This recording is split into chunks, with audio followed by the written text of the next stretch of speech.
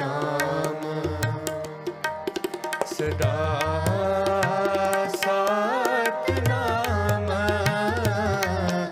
सदा सतनाम सदा सतनाम सदा सतनाम जप मन सतनाम जप मन सतनाम सदा सतनाम सदा सतनाम सदा सतनाम सदा सतनाम जप मन सतनाम जप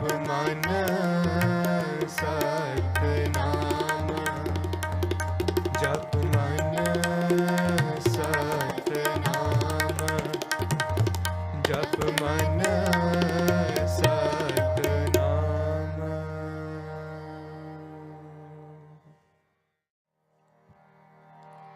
जप मन सतनाम जप मन सतनाम जप मन सतनाम जप मन सतनाम सदा सतनाम सदा Satnam Waheguru Ji Ka Khalsa, Waheguru Ji Ki Fateh, and a very good afternoon to all viewers today. Welcome back to our daily educational Sewadars sessions. It's good to see a consistent number of crowd joining us almost every day for these sessions. There have been panelists and speakers coming in from various different backgrounds joining in for these sessions. We would like to thank all of them for their wonderful effort. For today, we have a well-known individual, famous among the Sikh community, Mr. Tarlochan Singh Khalsa, or well known as Mr. Chan or Master Chan. Okay, a slight brief history about him. He's been in the business industry for a very long time. He owns his own construction company as well. He also runs a training and self-development firm where he trains all employees in the company from the directors to the first line managers in the corporate industry. He is also an active member of Siri Dasmesh band for the past 30 years, and in the last 22 years he has held a leadership position of the drum major where he has led the band to many international performances and competitions, also locally as well. A little bit about his family. He's married with 3 beautiful children, and he's also a national champion for archery throughout the years 2001 to 2005. Some of his hobbies include extreme activities such as rally car driving, horse riding, and also famous martial art Taekwondo. Mr. Tarlochan Singh is going to lead us with the topic Art of Communication, and also we have a special treat for you where it is followed by another session at 2 p.m. led by Mr. Pratpal Singh Kosa, who is a specialist in leadership competency development, people management, and change management. We extremely hope that you will enjoy these 2 wonderful sessions back to back that we have for you. Thank you so much and enjoy.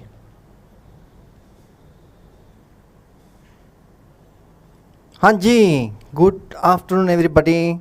Sat Sri Akal, Satnam, and Waheguru Ji Ka Khalsa, Waheguru Ji Ki Fateh. Okay, thank you for joining us today. And we'll be talking especially more for parents.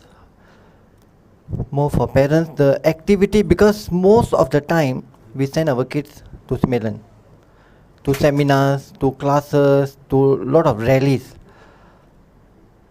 But here is where I want to share something, the art of communication, that how with a single effort that we can communicate or we can deliver our message directly. So, thanks to Ashmit for the introduction, and let's continue with our topic today. I wrote here how to get extraordinary result. That means how to get the result is all based on that communication. We get the right art, the communication or the result will be excellent. Next slide. Okay, after listening to all the previous session or all the previous years in the Semelan or in the seminar or wherever we read online, on the YouTube, on Facebook, whenever we learn something, there's always a question. How do I start? How do I start? Because there's a lot of information. Because today what I notice, it is not like inspirational. It is more like informative. We keep collecting information. But how do we start? Where do I apply? And the second question, is there a book that I can read? Is there a book? There are hundreds of books, thousands of books. Which book should I focus, and why should I read this book, and why do I listen to this guy? Next question running in our mind, who should I talk to? What is his background? That's the idea why we need somebody to edify, why I need Ashmit to edify me or introduce me, because otherwise the first 5-10 minutes we end up spending, why should I listen to a theologian? What is his background? Why is he going to share or teach me what to do or what not to do? So that's the idea, that why we edify, that why we introduce somebody, and by listening we get inspired, we get motivated, and we are ready to listen. And is there a seminar that I can attend? Normally one of the Gurmat Prachar, we focus on Semelan. We think, okay, let's send our kids to Semelan. And after 1 week, when they come back, and if we don't see any changes, then we say, oh, Semelan failed, that is not working. Because just by sending the kids to Semelan for 1 week, or mini Semelan for 3 to 4 days, it will not help. Our children will not become some babe or granthis or pracharak, because that is where they collect the information. After getting the information, they must go back home and apply. This is where our role as a parent will come in to guide our kids how they can use whatever they've learned in seminars or in Semelan. How or what do I tell my kids? Because sometimes if the kids learn something and when they share, they say, Mataji, Pitaji, Mommy, Daddy, this is what I've learned. And if it goes something against their daily practice, we will tell them, Chup karjo, don't try to teach me. Don't try to become my father or my mother. So we end up telling them. And the last question, how shall I be successful? How do I get my kids to become successful? So here, the topic today, the art of communication. That what is the best method, what is the best way that we can reach out to our kids or anybody out there. So let's go to our topic. Next slide. Okay, here is just a brief introduction. If you have not planned the blueprint, here the blueprint means, that means like your goals, like how we set our goals in our life. If we don't have the goals, here is what we call blueprint. I use the word blueprint always, because without a blueprint, you can't even build a house, you can't even build a building, you can't even build any single thing. We will need a blueprint. So this is where the blueprint will determine that where are we going in our life. If you don't have any blueprint, you don't have any goal set or any vision, we can start here. We can start from e-Samelan. I've been doing this event in many Samelan or many seminars out there, but those who miss or those who are watching online internationally, this is your first step. You can adapt and you can move on. Okay, next slide. Okay, the part 1. Actually, I have prepared 2 or 3 parts today, depending on the time. If we can move on, I will share more second part and third part. Otherwise, we'll stick to first part. And then the part 2, part 3, part 4, we will continue doing every year or every month. Because I'm also a ESCO member in Sikh Nojan Sabha Malaysia. And we will try if we can deliver something every 2 weeks or every once a month. Depending, let's see how the plans go. Next slide. Okay, one of the most important thing, because whenever we share something, you see, if you look at the slide, what has been programmed into our past does not predict our future. Because most of the time we have this mindset, oh, I'm uneducated, मैं school नहीं गया, मैं पढ़ाई नहीं की थी, मैंने ये नहीं आंदा, I don't know this, I don't know that. But the actual fact is, what you install into your now, you learn today and you move on. It's exactly like driving. I've been doing seminars for kids, and even I did seminar for past 3 years for Gurparik children. I shared this one single most important example.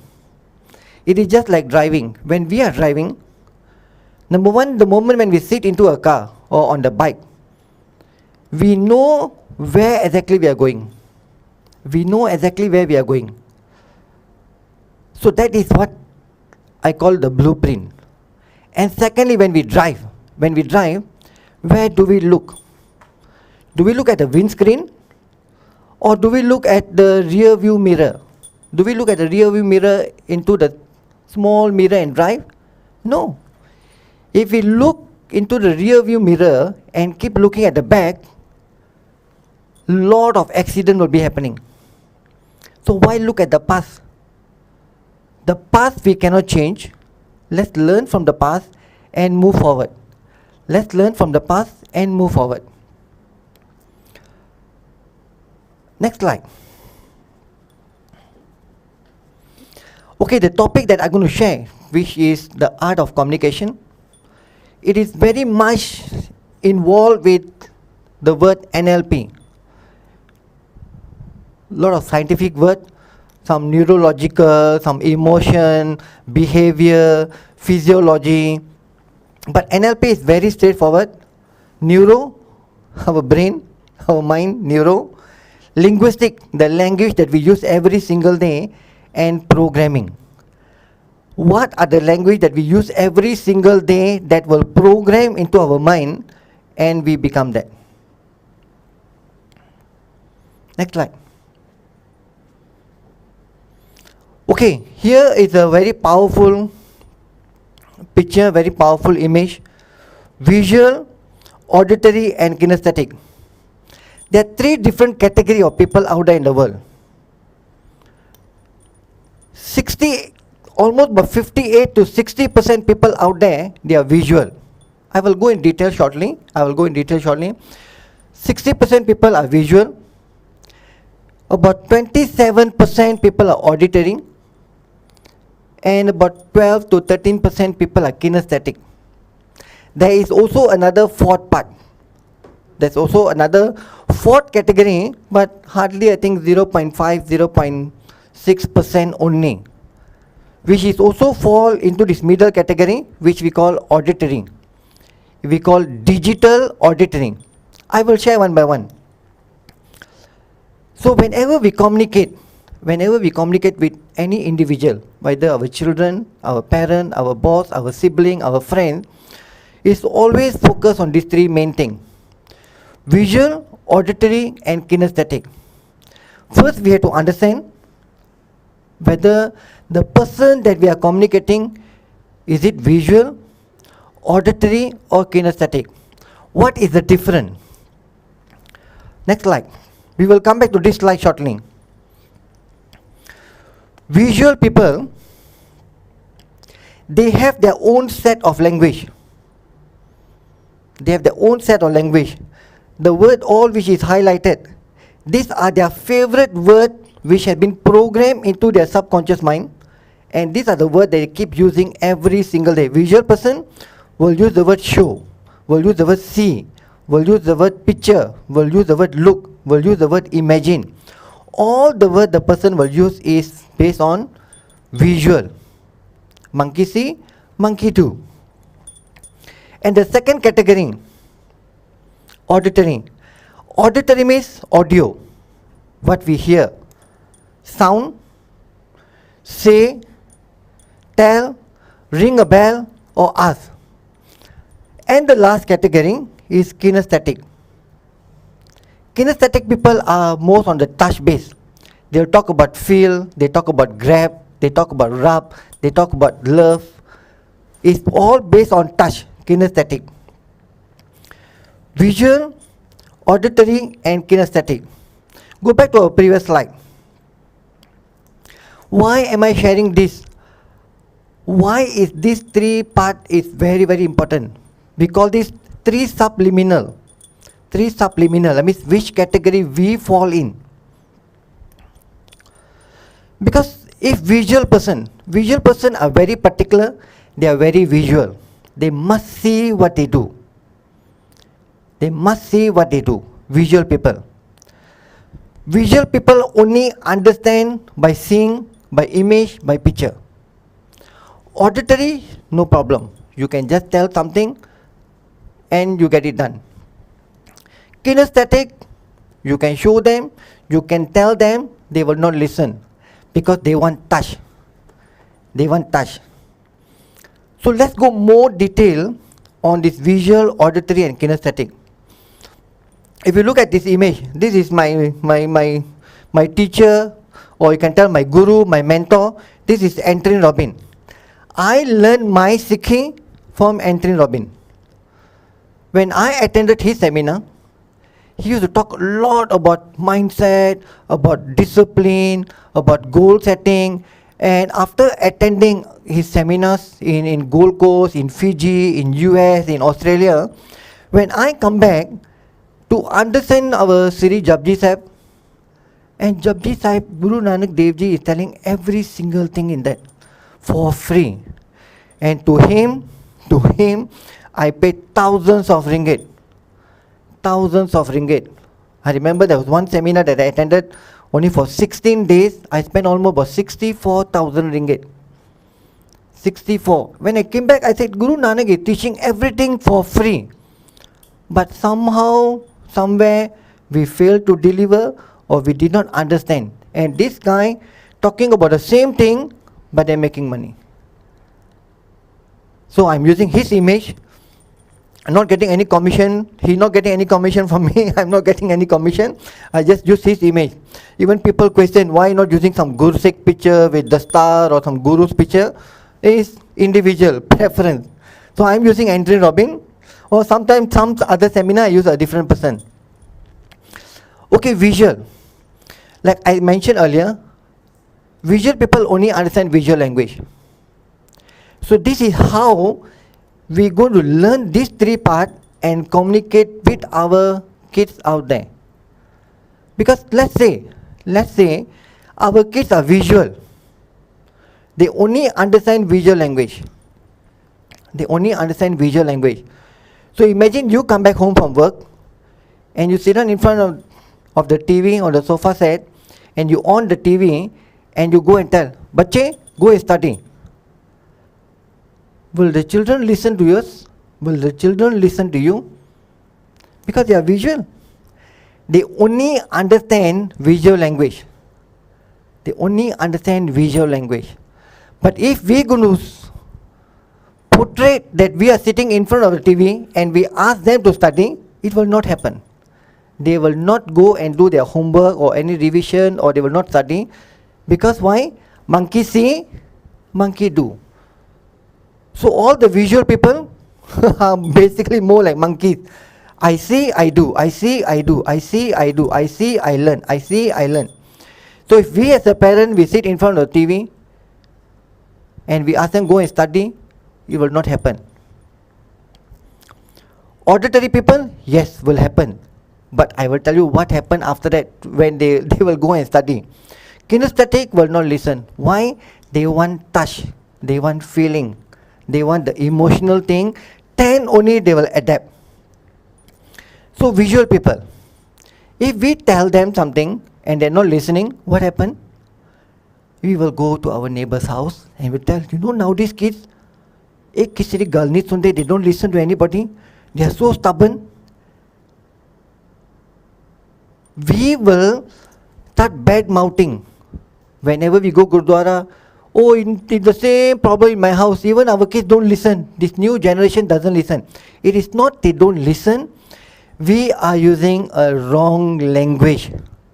Yes, it's same English, English, English. But we are using a wrong term, wrong word. Same thing with auditory, same thing with kinesthetic. So now the question is, how do we know whether our kids, our friends, our bosses, our spouse, which category they fall into? So I'm going to show you the easiest way. So I'm going to call one volunteer, and if the volunteer was here just now, Harsha is still here. I will call one volunteer, and you look into this volunteer eyes. Okay, let me introduce. This is Harsha.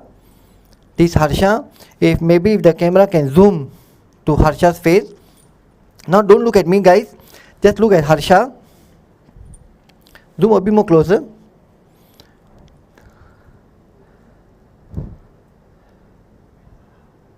Just the face. I want the face only.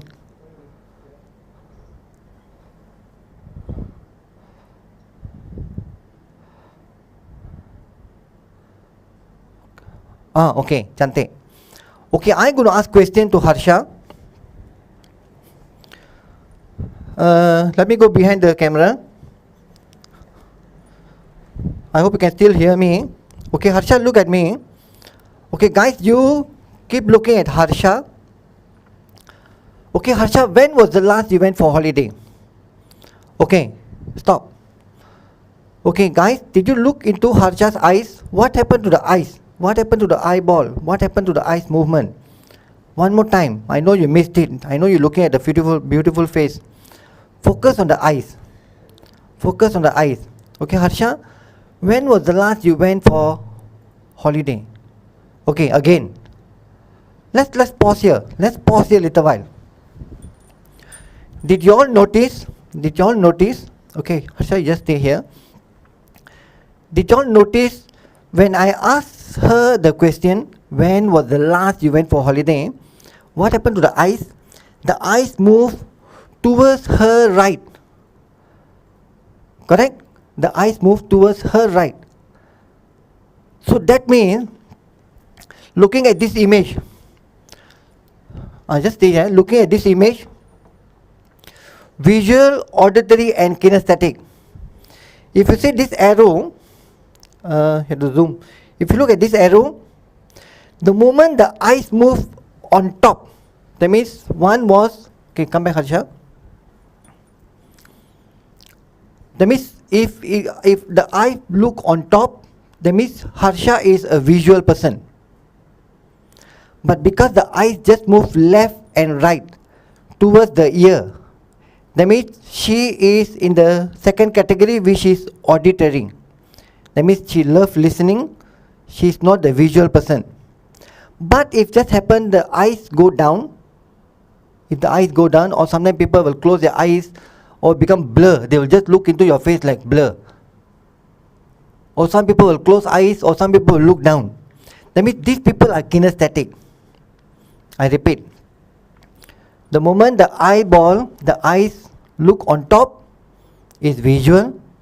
The moment look left and right, that means towards the ears, is auditory. If the eyes look down, is kinesthetic. Okay? Okay, thank you Harsha.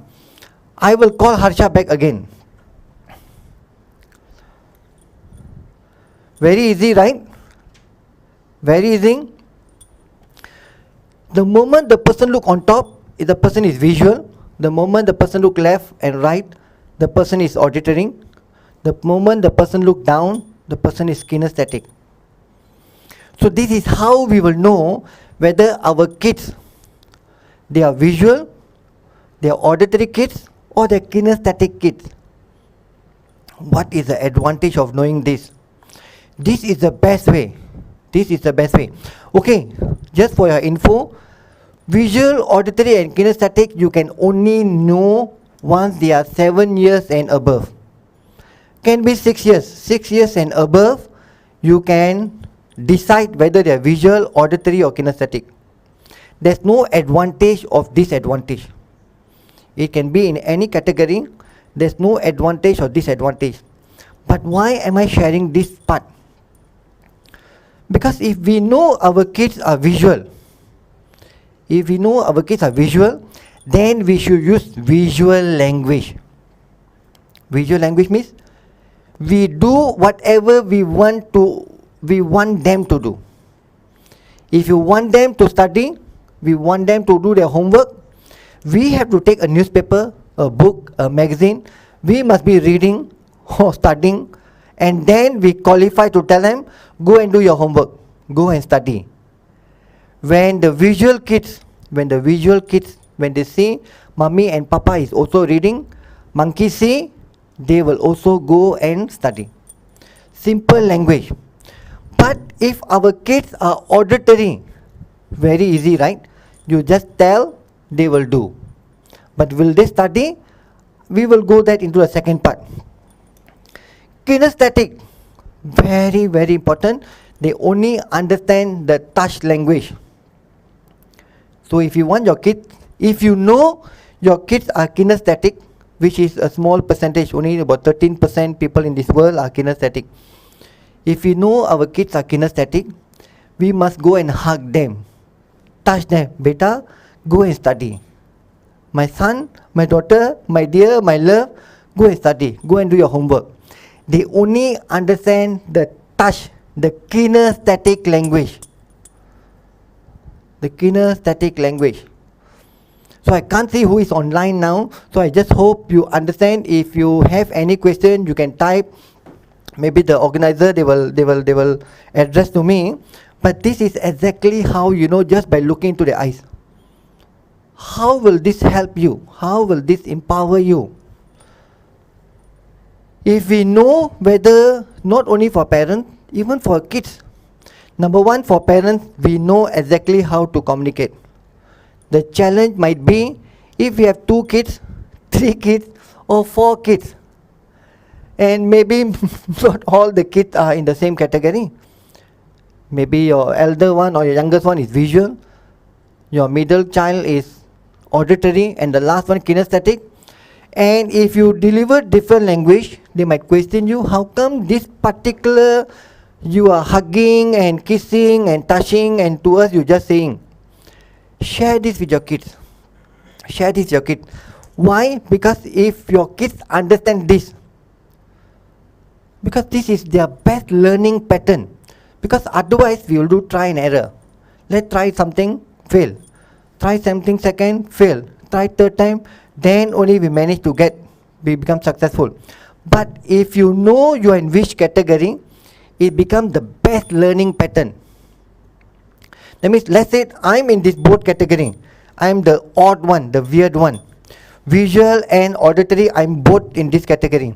There are some questions, you can go on online, on Google, and type how to know my VAK question. There were 20 to 25 questions. Once you answer the question, you will know whether you are visual, auditory or kinesthetic. So out of 10 million, 20 million, maybe you'll find one which is very rare, which are in 2 subliminal. Let's talk, if that person are wearing sunglasses, if the person is wearing some shades, what happened? If the person is wearing shades, you can't look into the person's eyes. You don't know how the IQ, not the IQ, the IQing. If you don't know the IQ to on top or Q in the center or down, if the person is wearing shade, this is how you'll know. Visual person are very particular when they dress up. It will always be matching. Can be a man, can be a ladies, will be always matching. They even try to match the earring. They even try to match their chokers, their bracelet. even their handbag, they will try to match. Visual people are very particular. Visual people, when they communicate with you, their hand will move. Even on the phone, even when they're talking on the phone, when they give you direction, their hand will move. You go straight, when you come to traffic light, the second traffic light, you take right. Their hand will move. It is not a disease. It is not a bamari. This is the pattern they will communicate. So just by looking at the physiology, just by looking at the body language, you will know whether the person is visual. The challenging part is auditory. When you communicate with somebody, auditory person don't like to dress up. It will be totally different. Sometimes the pen can be green color, the shirt or the suit might be pink color, and the dupatta might be brown color. It's like my son always laugh, he said, it's like traffic light. Very colorful. Very colorful. So this is also not a disease because they are not visual. They don't like to see what's happening. They just hear. Auditory. The big challenge on auditory, when you communicate with your kids, you know nowadays when we communicate and the kids don't look into our eyes, the kids will be looking side, and then we feel that this is a bad manners. They're not giving eye contact, that means they are lying or they are cheating. It is not that. Because they are auditory, they like listening, they will always tilt their face, their head, so that their ears are direct to your mouth. I repeat, they will tilt their head so the ears are direct to your mouth. So that means I want to hear, I want to listen what you are saying.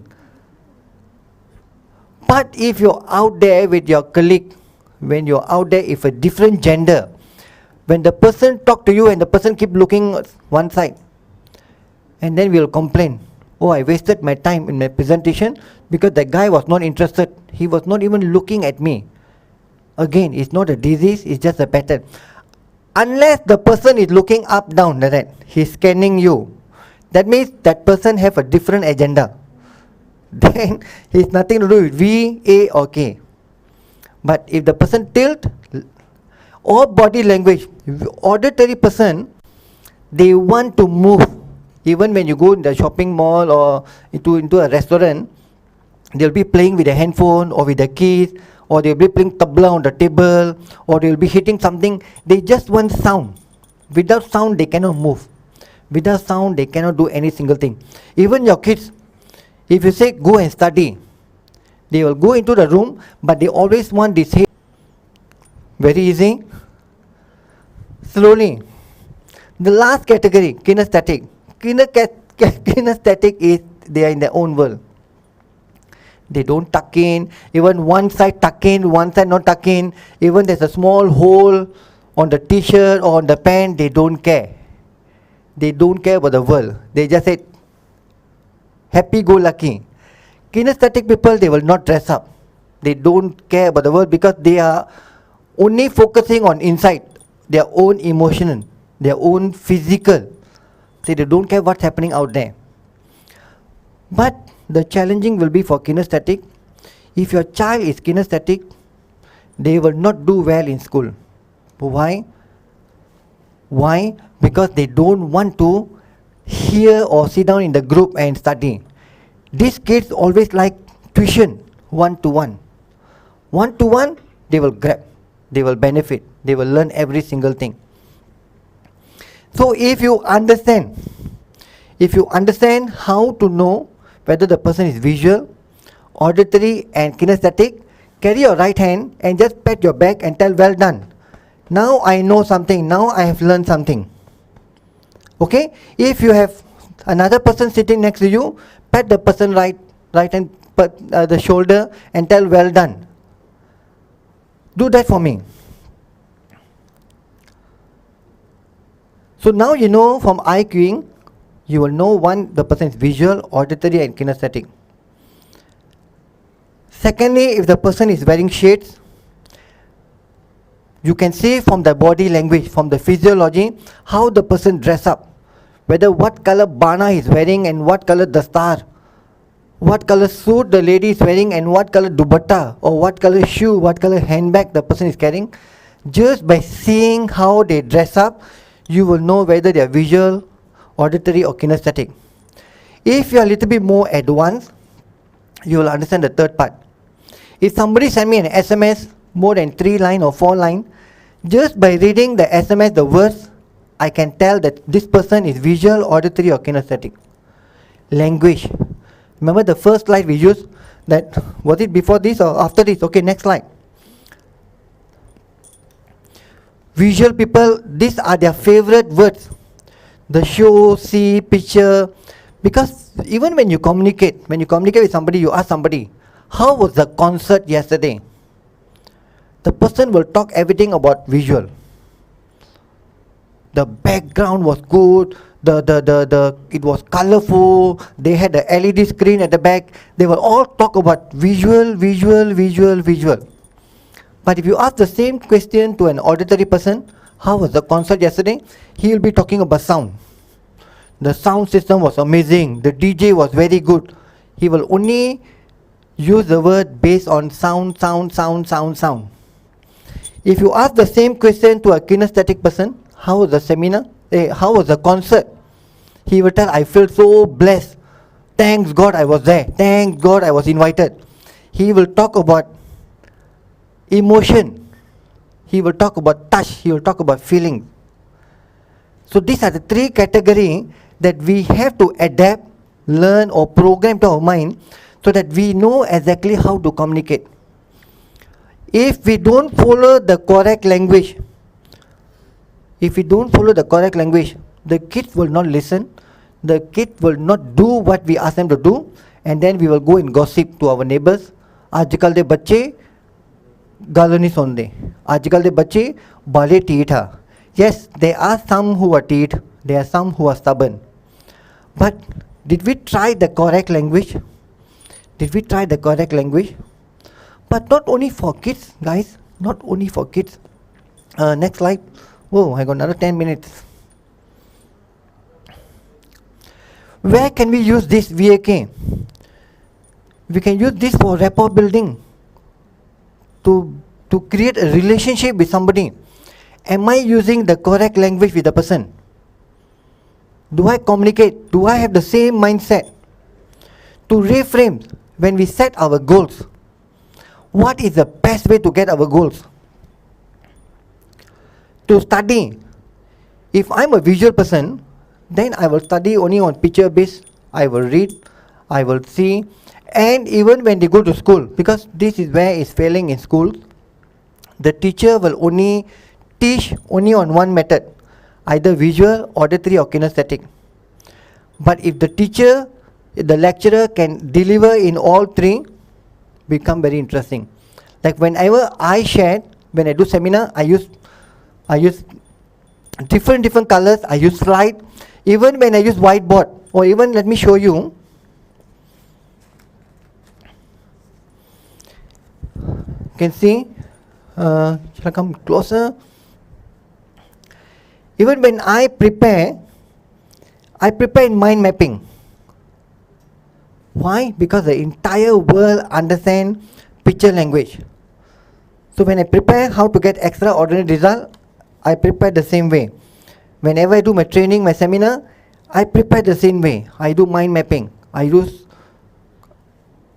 different color. Why? We will go, if you have more time, I will share later how does the mind work. Otherwise, this is how I prepare. All based on mind.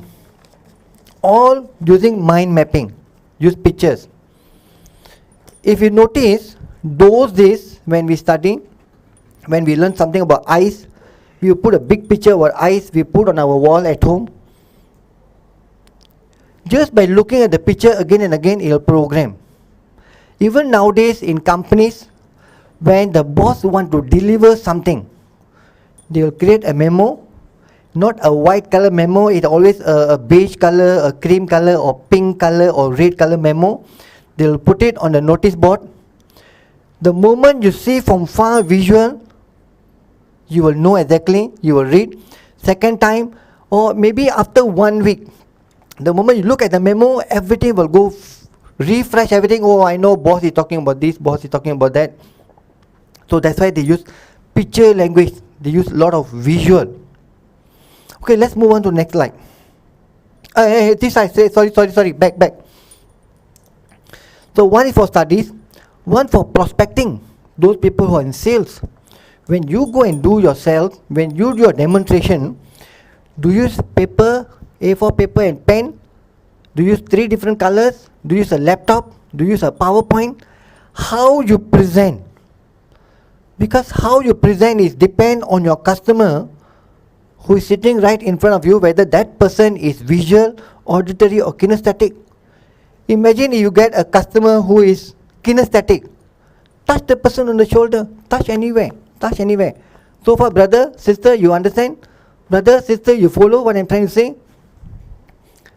It will be okay. But if you're not sure, avoid touching.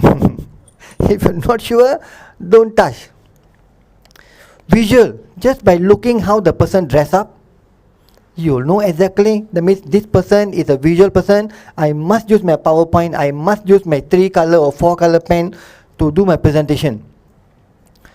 For prospecting, same thing.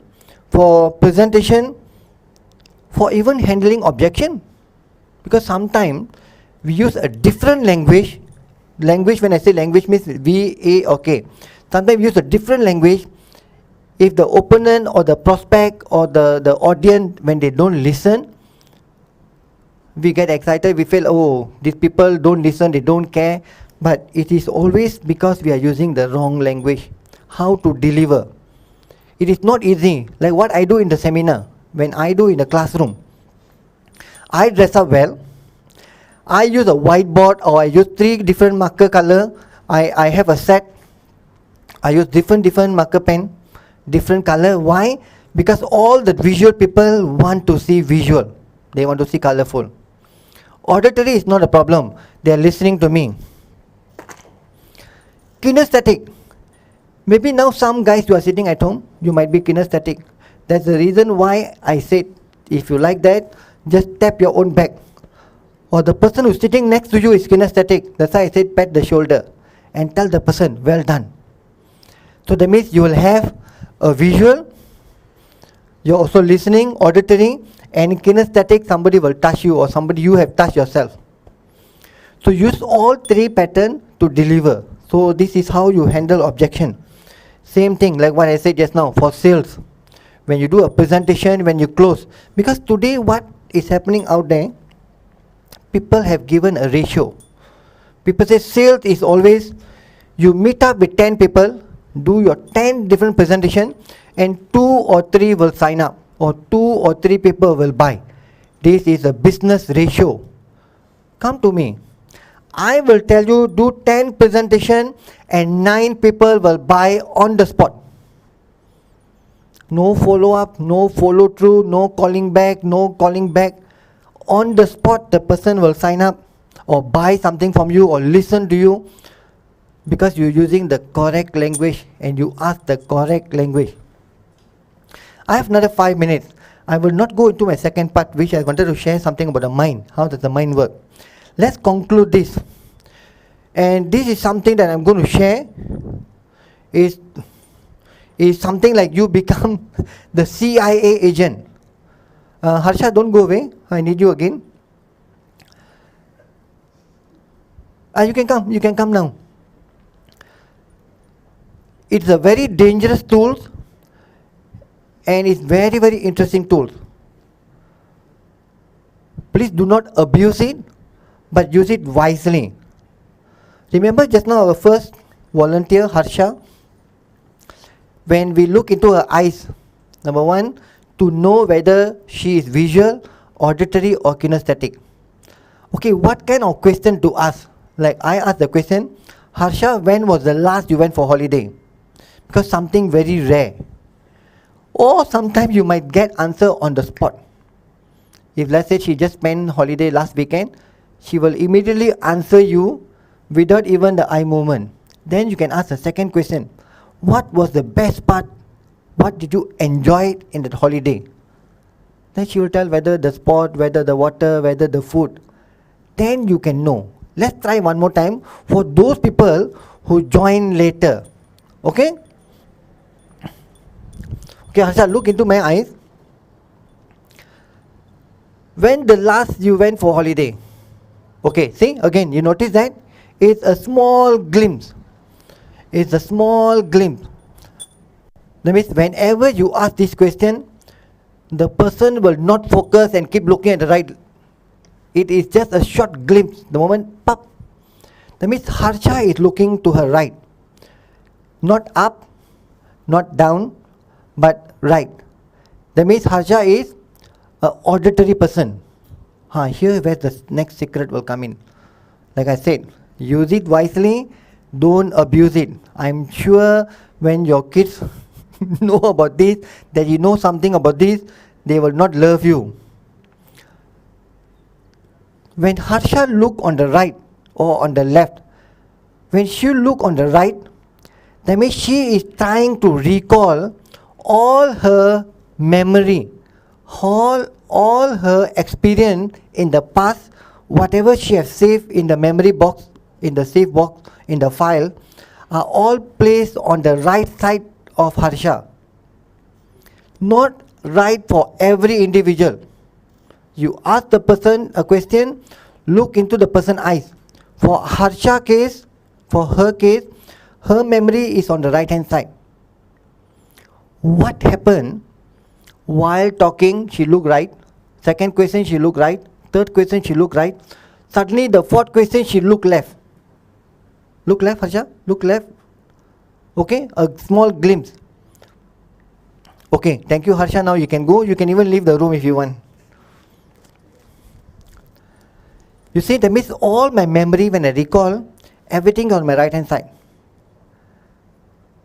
Everything, like for Harsha case, was on the right hand side, because every time you question, she will look right, she will look right.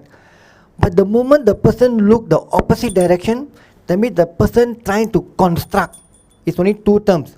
In NLP, in the seminar world, this in the science world, we use two words. One is memory, one is construct. But sometimes when you go to YouTube or you see Google, they have already fixed that all the memories on the right, all the construction on the left. No, it's wrong. It depends on the individual. The memory can be on the left or can be on the right, based on the individual. For Harsha case, for the volunteer, Harsha volunteer, she looked into her right. That means she trying to recall some memory when the last I went for holidays, and she deliver. She take the memory and she deliver. She take the memory and she deliver.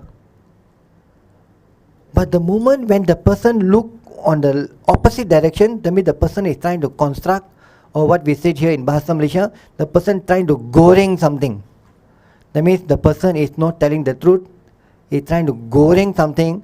He's going to construct something and tell you a lie. Dangerous. This is where now today the latest technology, all that CID or inspector or detective, this is how they use the CIA.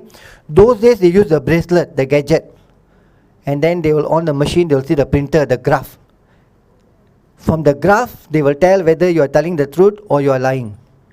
But today they don't need the gadget. Today, just by asking one question, where were you last Friday? Where were you last Thursday? Just by asking 2 or 3 questions into the eyes, just by looking at the eyes, they know whether you are lying or you are telling the truth. Very powerful. All my 3 kids, they know when I know whether they are lying, they will never lie to me. The moment the kids know that my mommy or my papa know this magic, they know some extra kung fu, some extra secret. So now no way I can lie to them. They will always tell the truth. Not only for kids. How about parent? How about spouse? When the husband or the wife come back late from work, where were you, dear? Was it overtime? Extra time. Very dangerous. Very dangerous. But you will know, because it's your partner, it's your kids, your sibling. You know the pattern. Whenever my husband or my wife or my kids communicate, they have a pattern. They always look this side, one direction. The day when they look at the opposite direction, you know they're trying to goreng or they're trying to construct something. Like I said, don't go around and become detective. Don't go around and go into your Gurdwara committee or go into your company and tell the boss, I know you're lying. Teacher, I know you're lying. Or go into a pradhan or tell some secretary and tell, oh, I know you're lying because I studied this. It's not for that. It is for your personal use. That's why I said, use it, but do not abuse it. It's very, very interesting. Very, very interesting. Even when you talk to your customer, when you talk to your client, the moment when they give you all that information, they keep looking at one side. The moment when you ask something personal or something more secretive about a company, when they look the opposite side, you know that is constructed. It's just goreng, it's not the correct amount or the correct figure, the correct word they're telling you. So with that, guys, I'm going to end this. I have my time is over because I wanted to go. Haji? Okay, there's one question online. Can somebody pose the question or ask me the question? Are there two or more possibilities of these representatives present together? Okay, are there any two category? Can the person, like what I shared in the beginning, can the person be in two subliminal, two category? There's always one which is a primary.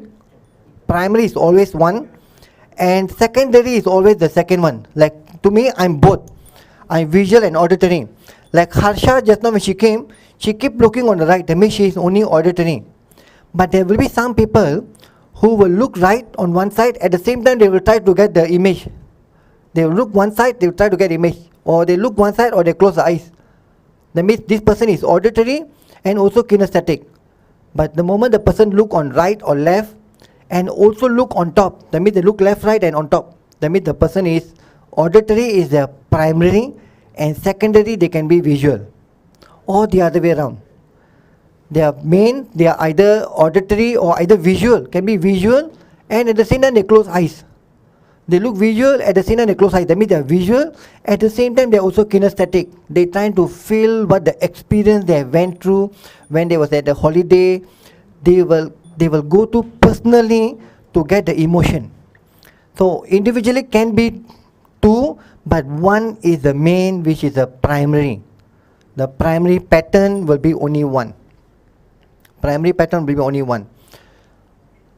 Go to Google, ask question, or since you know this, you can play this game at home. Ask your friends, ask your sibling, ask your kid, ask your partner, whether, okay, ask me this question. Another thing. Some people now, after sharing this, some people will try to control their eyes. Some people will try to control their eyes. Okay, let me get one more person. Another person who would like to volunteer? Rajinder? Okay, come.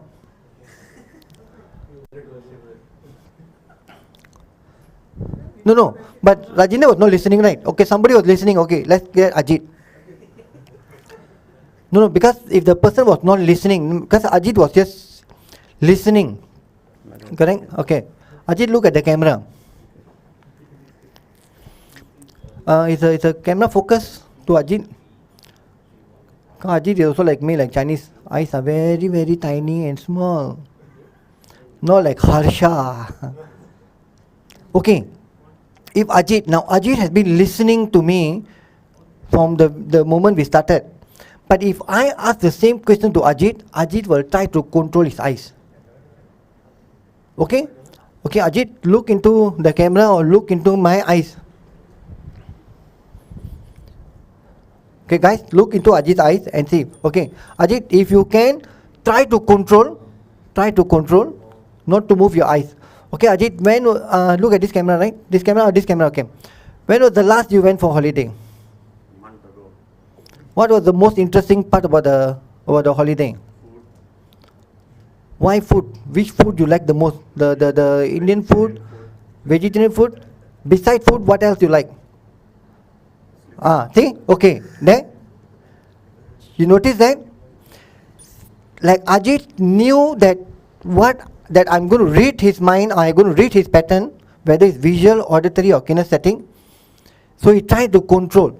But if the person try to control, until you don't move your eyes, go to the memory box, you will not get the answer. So for you to deliver, to share, your eyes must go to the memory box and pick up the memory and deliver. It happened in the glimpse. It happened in glimpse. So Ajit, thank you. That's all. Guys, if you have any question, you can write a comment on online, either on Facebook or YouTube, or either send the question to the organizer.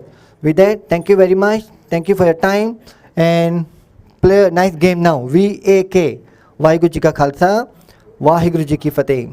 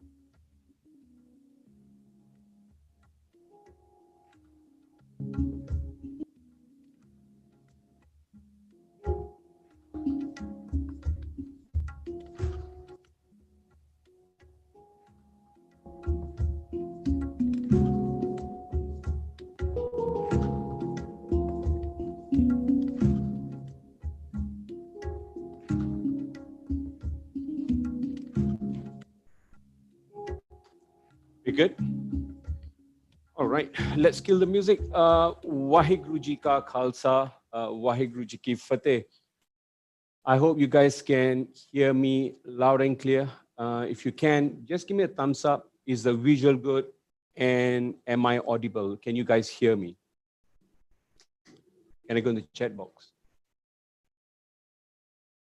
Hold on. All right, so they said I'm good to go. Right, it's so unfair to be speaking after Talochan. This is difficult, man. He's one of the giants in the industry, but I will try to do my very best this afternoon. Let me tell you how I feel right now. A bit overwhelmed. Why? Been doing this for about 23 years, and I've never spoken to a crowd like this before. I'm totally comfortable speaking in the corporate world. Speaking to my own kind can be a bit intimidating.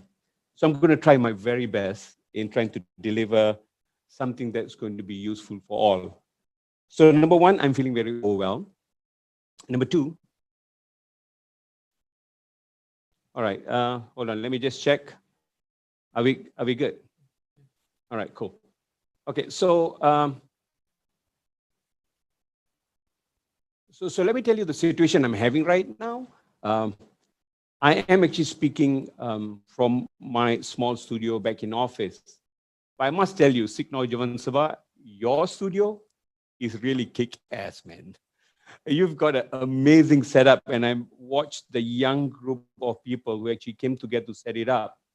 You put a lot of other professional setup to shame. Seriously, you overdid yourself this time around. So I must tell you, Sikno Javansava, thank you for inviting me to speak. I do not know whether I am the best candidate to speak, but I'm going to try my very best to make it useful. So I've done with the overwhelming part, but let me tell you, I am very hopeful. I'm hopeful, number one, is that I think I have prepared something that's going to be useful for all. And secondly, I think I'm going to have the support of the Sangat in making this next 2 hours useful for everybody. So that's how I'm going to begin. I must also thank my nephews and nieces who actually came into the studio, because my entire organization is closed for the next week or so. So they have to very quickly learn on how to use the various gadgets that I have in my office. So if you see some kind of uh, incongruency in terms of what I'm saying and also the camera action, please forgive us. Now, let me just get my introduction out of the way. I'm not very known in the industry. In my industry, yes, but in the society, I probably am not as famous as my brothers are. So a little about me. So very quickly, let me get my name out of the way. Can we go to the right? First of all, my name is Prithpal. Friends call me Pal, but you guys can just call me Prithpal. A little bit about me is, well, central to what I do, I'm a father. That seems to be the most important thing in my life. Everything else pales in comparison, really. So let's get a bit more detail about me. Well, I'm 42 years old, 10 years ago. You do the math. So I'm 52, still rocking it. Let's go a bit more detail. Height 103 centimeters, weight 79 kilos. Now, spend your judgment. Everything that I say and do in this session, there's a reason behind it. So just go with me, all right? So let's go a bit more detail. Let's get a bit more intimate, all right? Can we? It's not changing. Right. So body fat percentage used to be 13.8. It's about 20.5% right now. Probably it's gone up to about 21%. Not that great, but yeah, I'm trying to improve. Apart from that, let's go a bit more. Heart rate, 56. I still maintain a good heart rate. My kids, that's my daughter. Can we click for me, please? So that's Prathna. Now, Prathna is 17 years old right now. By honest to God, I like her better when she was 4 years old. Like every parent, their children are the most adorable when they are 4. When they're 17, hormones start playing ping pong with their brains. They start seeing things differently. So Prathna is 17 years old right now. She's an amazing kid. And this is my son, Manoj Pal, 15 years old. Great chap. And about 6.5 years ago, Umid came into our lives. This is my youngest. So yeah. I must also tell you this, man. In the last 8 months, I started looking at my kids and I tell my kids this. I say, kids, I love you. But in the last 7 months, I'm starting to love you less because I think we're having too much of kids already. Parents are having too much of kids and kids are having too much of parents. I think we need a break from each other, man. So now when I'm saying that, 6 people. Oh, what's that? What's written there in that small screen? You're feeling great, Swaran.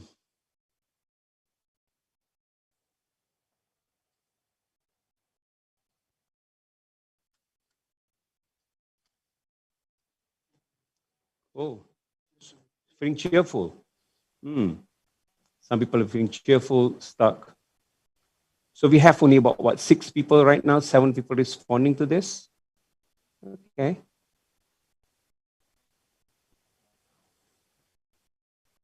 Feeling happy. Well, someone took a lot of trouble in writing that one out. You're feeling happy. I can see in the font that you're feeling happy. 7 respondents. Feeling sleepy already? Am I that boring that you're feeling sleepy already? Oh boy. We've got another an hour 45 minutes, I think. I have to up my game a little bit. Okay.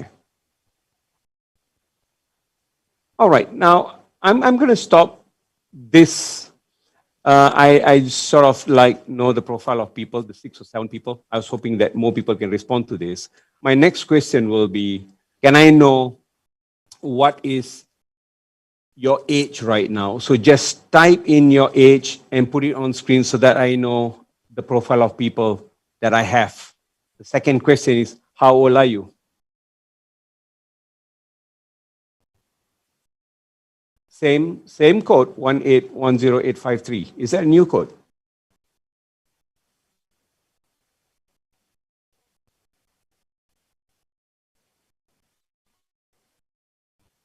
67. Great, I've got 67. Wow. 21 to 35. 36 to 50. 42. Nice.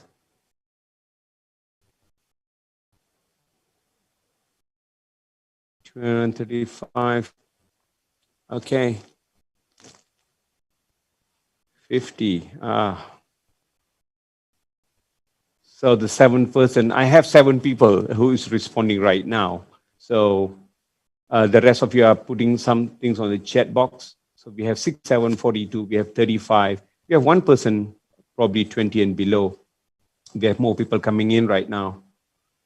Let's go with this. Okay. Paramjit 49.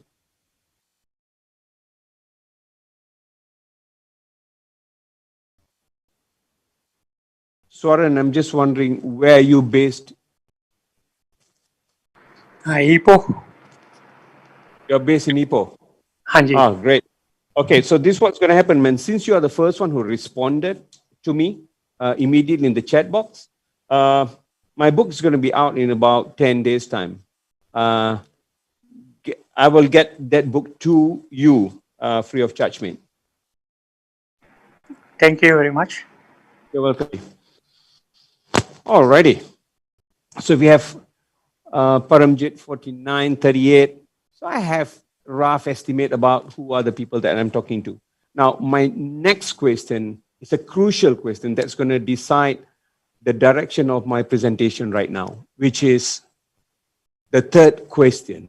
And the third question is simply this. Can we show the third question?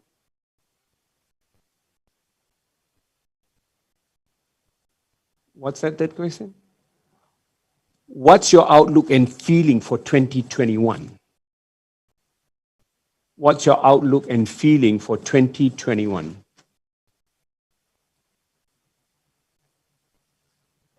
Positive. Okay.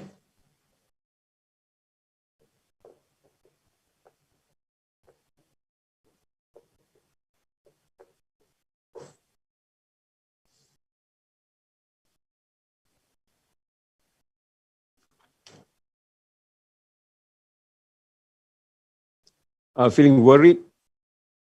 My outlook is bright and looking forward for 2021.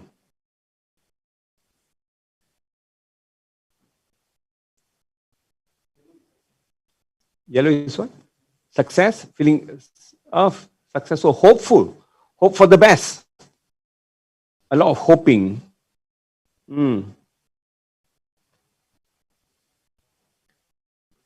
Hopeful that things will start to be better. Hoping. Feeling energetic already. Ready to go. Okay.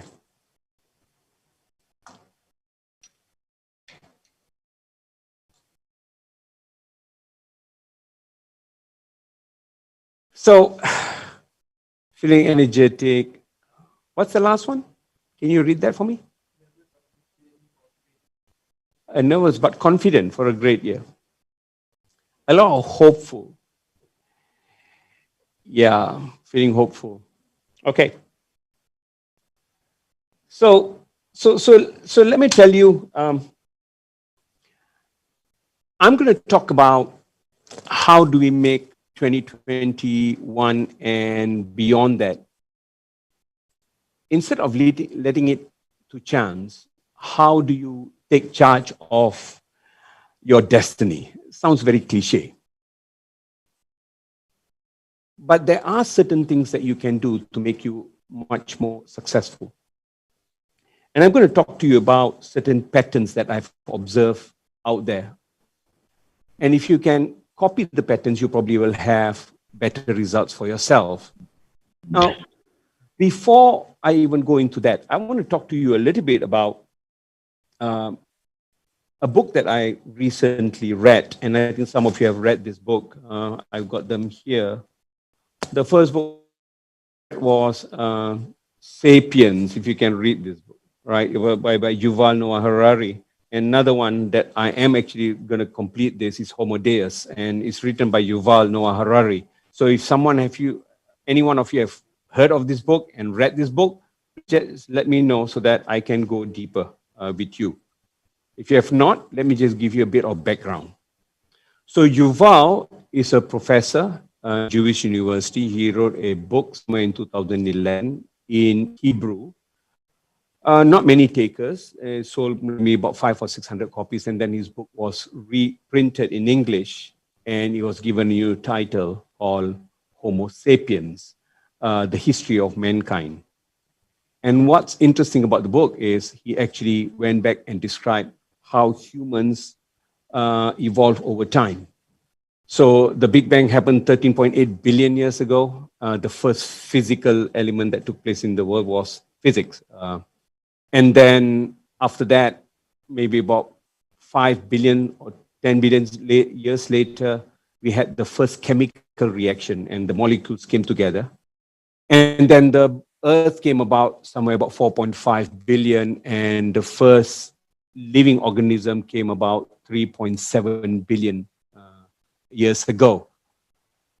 And the first human, called the Homo erectus, came about 2.5 billion years. And after that, many other species came. So the Neanderthals and eventually Homo sapiens came about 250,000 years ago. 250 to 300,000 years ago. That's debatable, but somewhere there. But here's the thing. 250,000 years ago when Homo sapiens came, Homo means man, sapiens means wise. We were so full of ourselves that we name ourselves wise human. So anyway, so when we came into this world, 10,000 years later, the other Homos did not exist anymore. How is it that the rest just disappeared? The Neanderthals disappeared, Homo erectus disappeared. And why is it that the humans are able to survive till today? So in his research, he said there are three things that they do very, very well, sapiens. Number one is we are able to collaborate. We are able to collaborate in large numbers, and we are able to do it flexibly. Think about this. We are able to collaborate in large numbers, and we are able to do it flexibly. We are not the most strongest of species. All right, so he says that if you take one chimpanzee and put that chimpanzee with a human on a deserted island, chances are the chimpanzee will do better than us.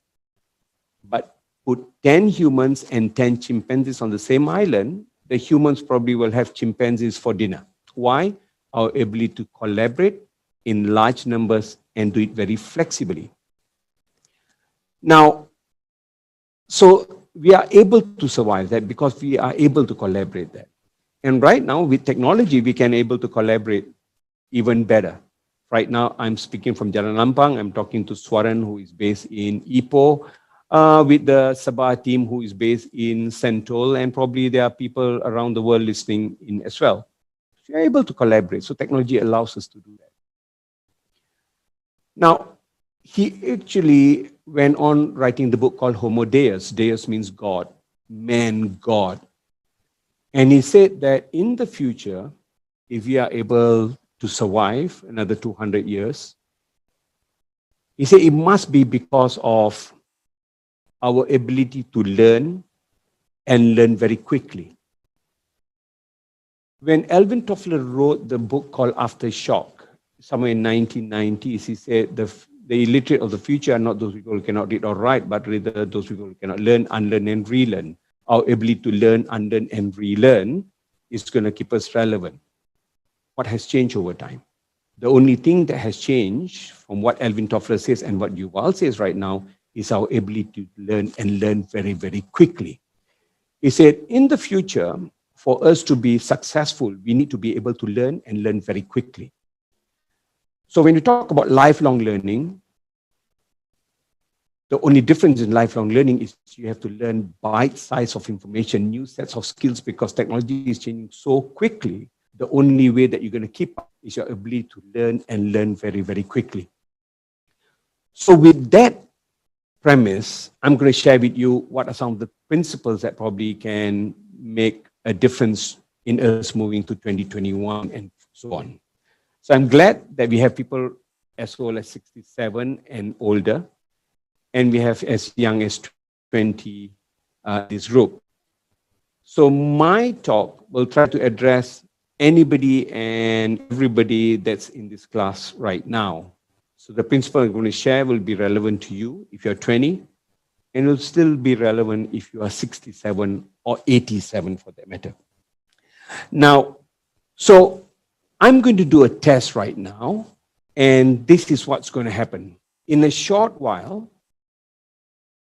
I will project to you 15 numbers.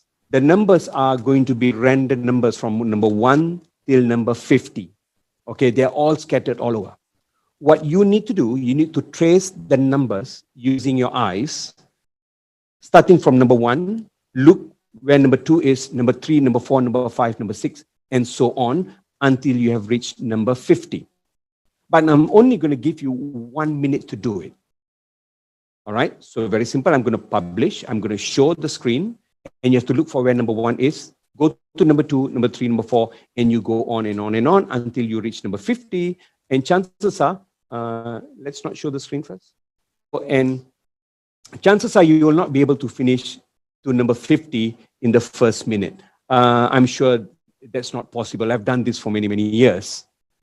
As soon as I say stop, what you need to do is you need to remember at which number you stop at. Say, for example, you reached number 14. I just want you to remember 14, all right? And then I'll give you the next instruction.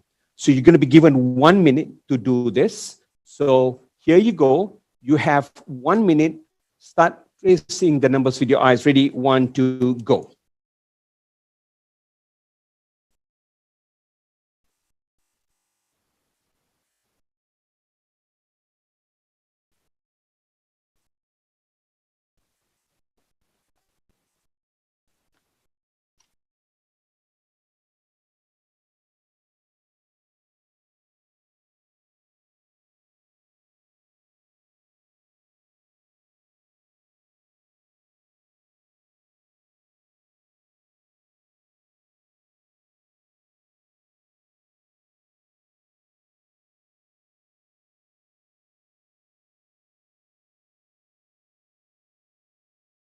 Unmute. You have 30 seconds to go.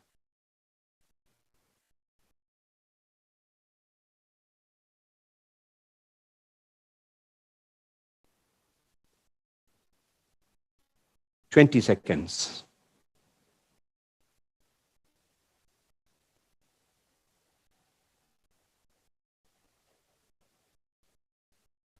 10, 9, 8, 7, 6, 5, 4, 3, 2, 1, stop.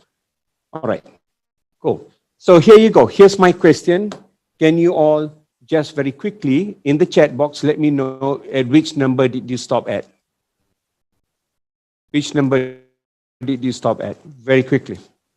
23. That's very good actually, 23. Sukhdev and Haj went 13. Sukhdev, 21. Swaran, well done, 21.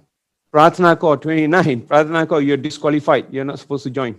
That's my daughter, I think. Prabhavir, 26. Not too bad. Not too bad. Not too shabby at all. Okay. Okay.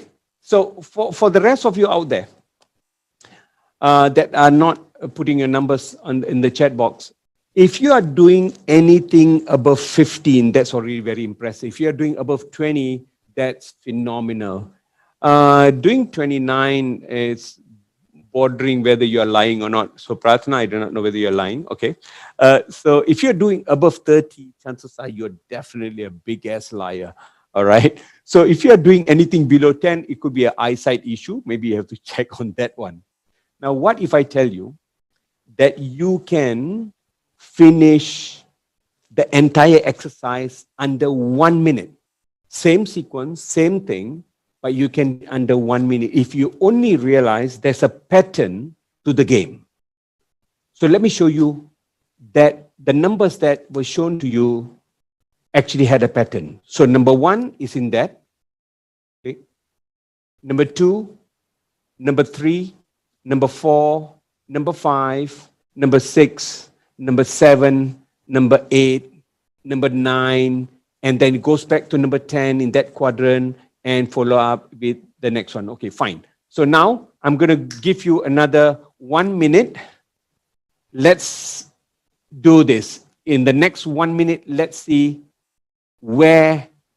at which second did you complete this. So I'm going to announce the seconds as it runs. After the 30th second, I'm going to announce. So chances are by 35 seconds, some people will be able to complete it. Right, so here you go. Ready, 1, 2, go.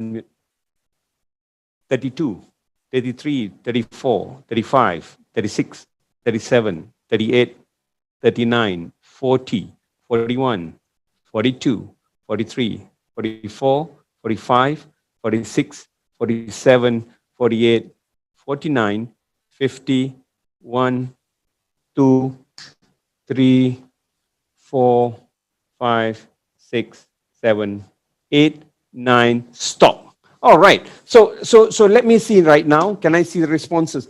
At which second did you complete all 50? 38 seconds. Swaran, that's so fast. Amazing. Good. So Swaran 38, Ranjit 50. Belvinder 20. Belvinder. Wow. That's like the all-time fastest speed I've ever gone. So 31. Prahlad Kosa, 31. Okay, so the only reason why you're able to complete that is because you knew there's a pattern. So in trying to do and achieve more in life, sometimes it is smarter for us to copy patterns which are already available. You can go out and try to do it on your own, or you can try to, copy people who have done it better.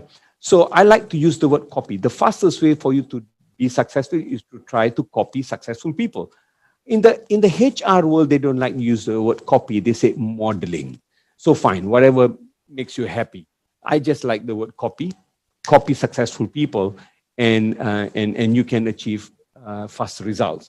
So in today's session, I'm going to share with you 7 things. So this is my agenda. I'm going to talk about the concept called delayed gratification. I'm going to talk about having behavior flexibility, how you need to flex your behavior so that you can produce better results.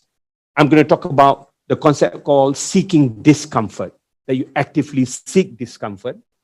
I'm going to talk about managing emotions, although Jagmohan and also the professor lady, sorry, I can't remember her name, spoke extensively about emotions and mindfulness. I'm going to share a little bit about what I think you should be thinking about whenever you talk about managing emotions.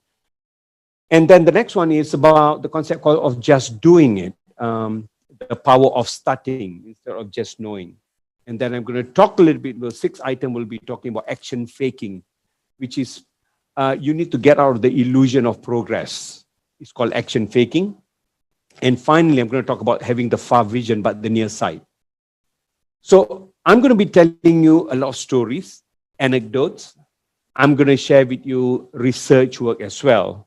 So to start off, let's do a quick game. I'm going to offer you, imagine this, you're going to work in an organization. Can we show the screen, please? So there's an organization called MacPerthpal. Can we just click?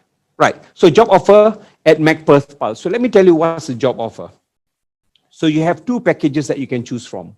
Package 1 and package 2. Package 1 is you are paid 50,000 USD a month, which is about $200,000 a month salary, which is about the salary of a GLC CEO in this country. So about 200,000, that's one offer. The second offer, same job, but the second package is you're going to be paid 1 cent every day, but it's going to double every other day, which means if you are paid 1 cent today, tomorrow you're going to get 2 cents, and then the following day you're going to get 4 cents, and you're going to accumulate all that money for 31 days. So you have a choice, either USD 50,000 or 1 cent a day. Which would you choose? I want to see you respond in your chat box. So job offer number 1 is 1 cent a day. So some of you thinking that this must be a trick question whereby, 1 cent must be where I'm going to get most of my money from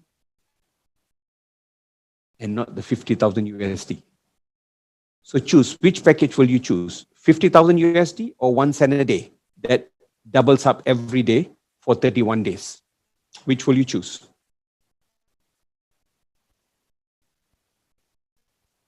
Do I have control over my slides? Do I have control over my slides? Right. Job offer 1, which is 50,000 USD, I would think. 50,000, Balwinder Smart, yeah, 50,000. Well, I'll stay longer. Okay. All right. So they are responsive from YouTube and Facebook as well, as just told.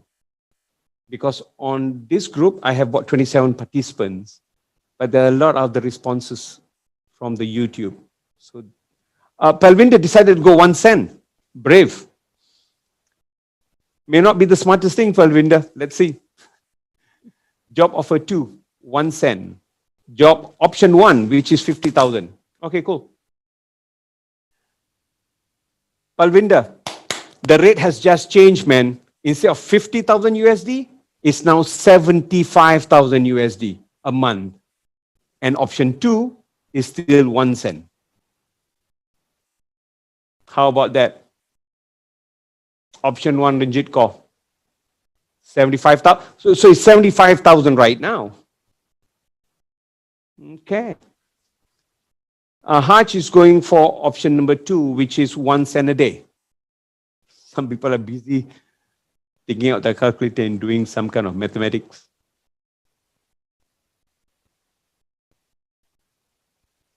One cent a day, Kisto Mukherjee. Nahal Shamsher, option 1. Okay, the rates will be changing. So let's see. Bobby Charles says 1 cent a day. Let's see what we're going to get. So here you go. Can I play the screen? Give me this. All right, so here you go. So 1 cent double every day for 1 month, or USD 50,000. Now the USD 50,000 has changed to 75,000.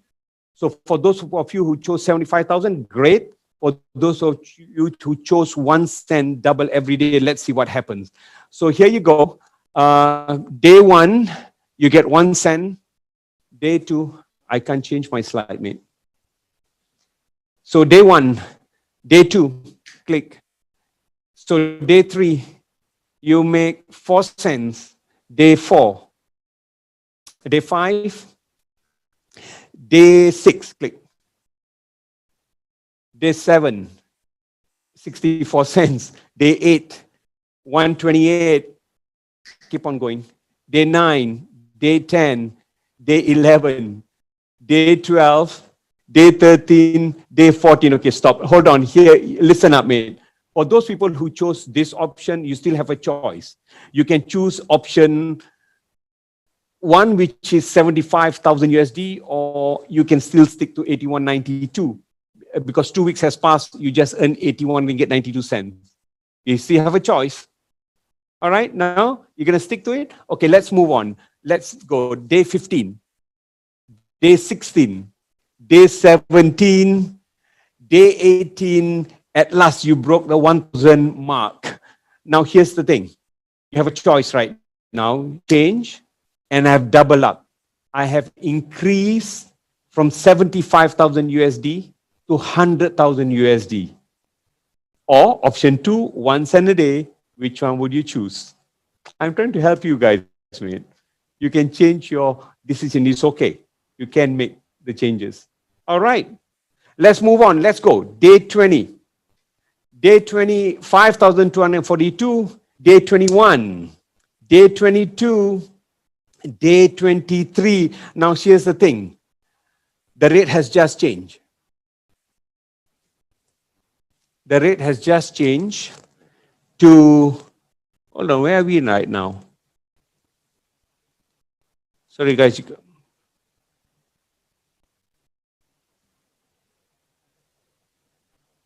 Hold on, I'm losing my data again. So we're going to go back. Can we go until day 22?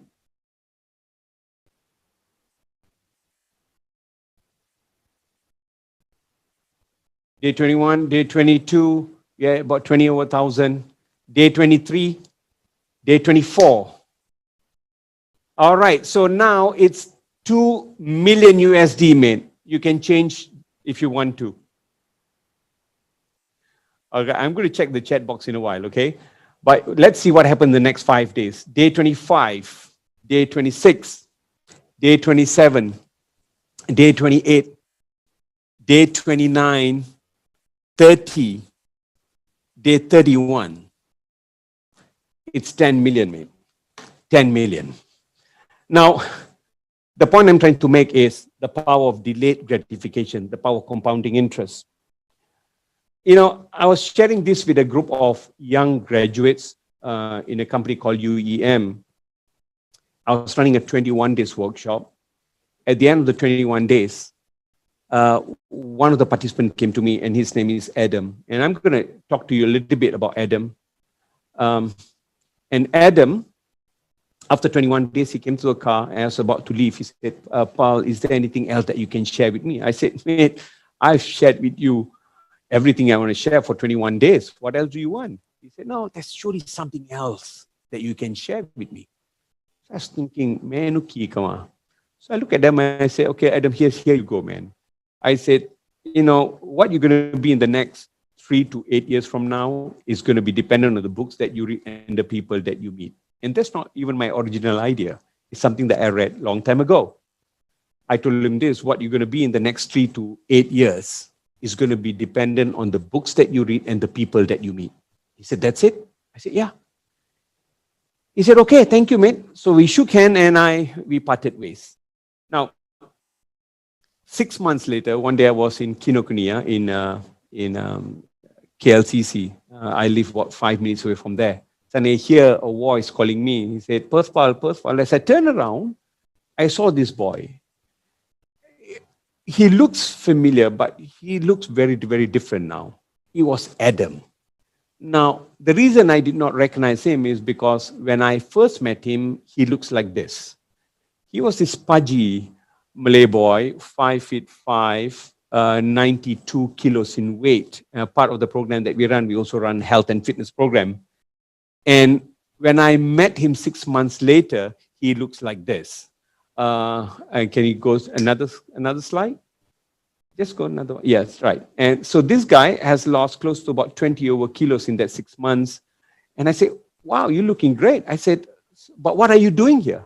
He said, well, Paul, I do part-time work here. I said, part-time? Have you left your job in UEM? He said, no.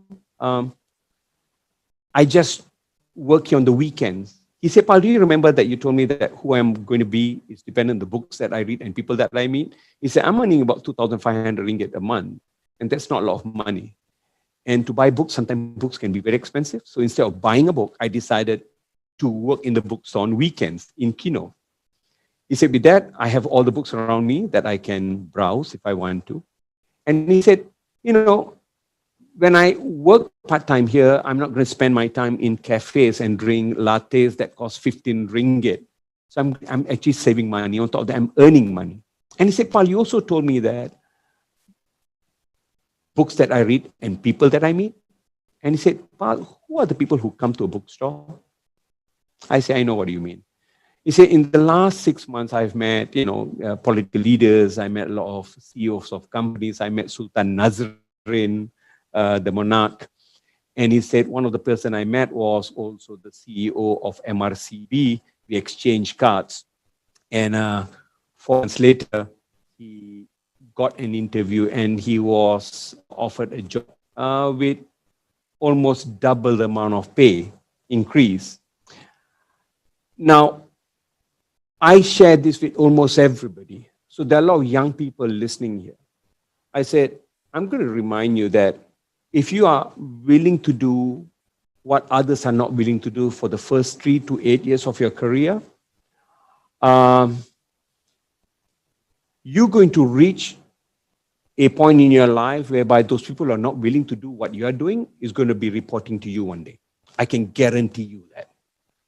I just want to share a little bit about my background. I came from a very privileged family. Privileged, not financially privileged. Privileged in the sense that I've got great father and mother.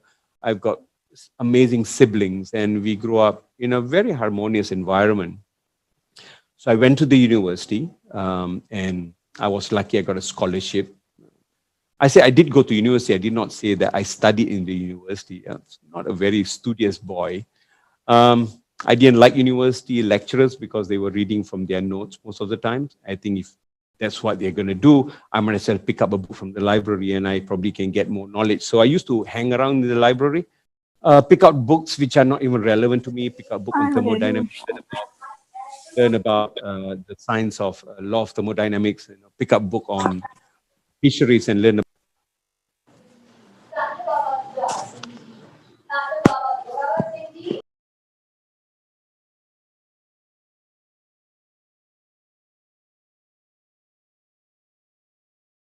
I graduated, like all, I graduated in the study of business studies, and I decided not to go to a bank. Most people went to a bank. At that time, the banking job was a big thing. Now, when I graduated, I decided that I wanted to study a bit more because I wanted to just differentiate myself from the rest.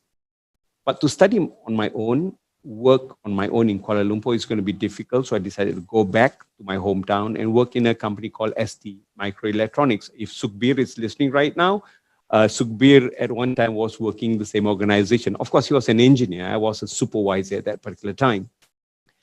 I signed up for 2 diploma programs. I was traveling to Kuala Lumpur on weekends, working 12 hours a day because I was very, very focused on just trying to differentiate myself. Now, when I'm telling you this story about me, it's not that I'm Weko, I'm great. No, I can't tell you about your stories because I do not know you. I can tell you stories about myself because I know myself. So I'm sure out there are so many people who've got more interesting stories, but since I'm presenting this, I'm going to tell you my little bit, all right? So I worked there for about 2 years and I saved enough money, and then I got an offer. So this is where the delayed gratification thing comes to play. So can we show the screen? I'm going to show you the journey that I will have to go through. So this is my journey. So can we go to the next slide? Okay, right, cool. So when I was offered a job in SGS Thomson, you are paid 2,000 ringgit. About 30 years ago, 2,000 ringgit was a lot of money. Can we click? All right. So 2,000 ringgit, right? That was great. I was living at home. I was living 5 minutes away from work. So I was eating at home. Mom used to take care of everything. So life was great. On top of that, I worked 4 hours extra, which I get overtime, which my take-home pay was about 3,000 ringgit. So with that, I bought a brand new car, Proton Saga Mega Valve, which is nice. Installment was 718 bucks. And I can afford to give money to my parents and living very, very comfortably. And then after I finished my diploma, my 2 other diplomas, there was an offer to work in an organization called Celcom when Celcom started. Raja, if you're listening to me, his wife Min used to work with me in Celcom. Now, I was offered, so can you click? So 3,000 is what I take home. When I was offered a job in Celcom, I was offered 1,600 ringgit. Click. Now that's half the pay, man.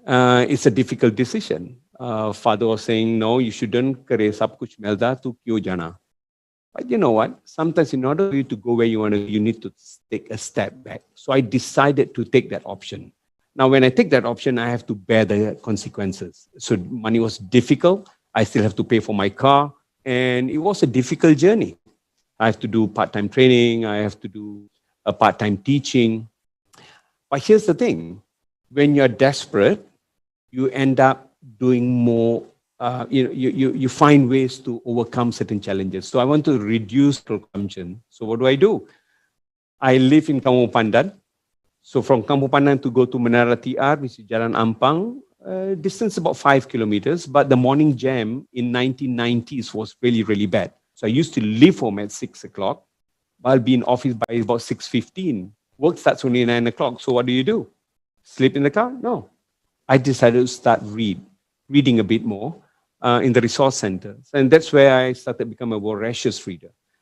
I started reading so much, and my career path in the organization was quite fast. I had a double promotion, and after about 16 months or so, I was reaching a level which was very, very comfortable. And then what do? At the height of the financial crisis, I was stupid enough to think that I can start my own business. And what happened was I jumped out in 1997 to set up my firm, which was one of the most difficult things that I've ever been through in my life. But here's the point I'm trying to make, that sometimes you need to take a fall before you can reach to that level.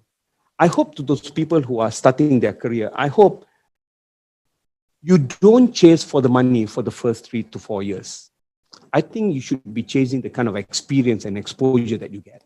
One of the biggest challenge I have, and I hear from people, is saying that I didn't like my superior, therefore I skip, I changed company. And you'll be running from one company to the other company if you have that kind of attitude. You have to suck it up. You have to embrace the suck. Accept that it's going to be very, very difficult for the first 3 to 8 years. And that's going to help you grow tremendously. And having that kind of mindset is going to help you grow. So I feel that if you are focused in your career, I think you have to accept that it's going to be difficult. It's going to be difficult. If you are willing to do that for the first 3 to 8 years, then the future is going to be easier for all of you. Now, can I see if there's any question in the chat box? I can't see my chat box. Right, so if there's any question along the way, just throw me those questions. I'll be more than happy to answer them. Okay?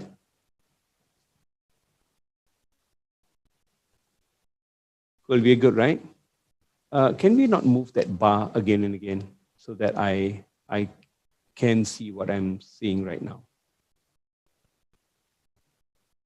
Just do a quick check. Are you guys hearing me well? So Dev Singh, are you hearing me well? You're good? Okay, cool. Right, so I want to move on. So number one, master delayed gratification. And there was a research done on this field. I just want to back it up with a bit of research. In 1972, Stanford did a research, and they call it the Marshmallow Research. And it's a very interesting research. Let me give you the background. They took children between 4 to 5 years old. And what they did was, they put them into individual rooms, and each of them were given one marshmallow. And they were told that if you do not eat the marshmallow in the first 15 minutes, we will give you a second one. So this was the challenge given to all the kids 4 to 5 years old. 15 minutes individually in the room, one marshmallow given. Out of that many, many children, about 1/3 decided to hold back. They did not eat them. But the rest, they couldn't tahan lah. They just ate them. What they did was, they tracked these kids who delayed their gratification, and they tracked them for 40 years, and they found that these people who were willing to hold back were doing significantly better in their life. Well, University of Rochester decided that, you know what, let's experiment this. They wanted to know whether the ability to hold on to your gratification, is it built in or can this be taught? So this is what they did. They did another test. They did the marshmallow test, but they did it slightly differently. They separated the kids into two groups, Group A and Group B. Group A were given not a very desirable experience. Group B were given a desirable experience. What was the experience? They started off giving the kids a small crayon box and gave the same crayon box to team B. And they were told that if you don't open up the box, we will give you a bigger crayon box. And that was told to the same team.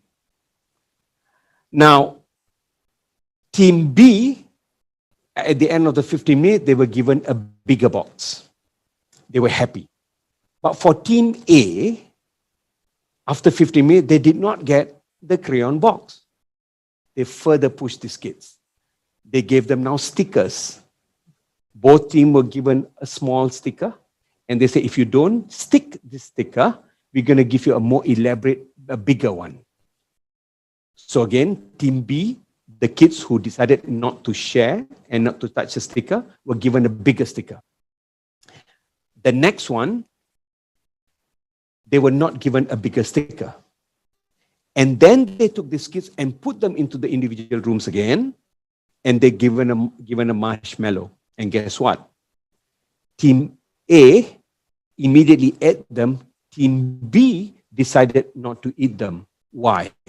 They realized that, the children can be educated, that they need to experience delayed gratification in their lives so that they can believe in it. So number one, they need to realize that it is worth waiting. Number two, they have the ability to wait. Okay? Now, that was a research done, quite interesting, but Harvard was not very happy. Harvard decided that maybe we should do another study. And so in 2013, they did a study and they wrote a paper called Scarcity, where having too little means too much. What it means is they take children now and they study their socioeconomic background. And they found that children who come from well-off family financially behave very differently from children who are coming from not so well-off background. Because children who are coming from poorer background realize that one marshmallow is great enough already because they have what you call the scarcity mentality. So why am I sharing this with you? Very often, trainers like us go in there and we start spewing out the concept of delayed gratification. You need to be mindful that people are coming from different background, and so you have to treat them slightly differently. You have to approach them slightly differently. We are doing a lot of camps and we might be sharing them a lot of information. It's also important for us to know their background before we can prescribe certain principles. Although I totally believe that delayed gratification is still the best way for us to be successful in the future. And our forefathers were people who mastered delayed gratification. They did not change their car every time a new model comes in. And I'm not against that, by the way. If you have the money, go splurge, do whatever you want. But for the rest of us, probably the concept of delayed gratification could be a very, very powerful way for us to actually develop ourselves. There's a question here from Rajwin. How do you maintain a successful life with desires? Yeah, okay, so I'm going to answer that question because there are 4 more things that I'm going to share with you. And I think, Rajwin, I'll be able to answer that question. Okay? Cool. Do ask me more questions along the way. I might lump them together and address it at one go. Yeah. So now I want to talk to you a little bit about behavior flexibility. For that, if you all can we just go to the next camera? I want to give you a test. All right. I want to give you a test. Right. So here you go. If you take a paper and pencil, and if you draw this 9 people in a box, and this is your assignment. What you are required to do using 2 squares,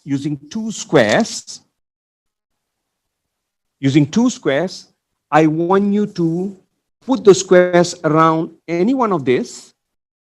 Using only 2 squares, you need to separate all 9 people in 9 different rooms. For example, let me just illustrate what do I mean by 2 boxes. Say, for example, I take I draw a box, a square around here, and I put another square around here.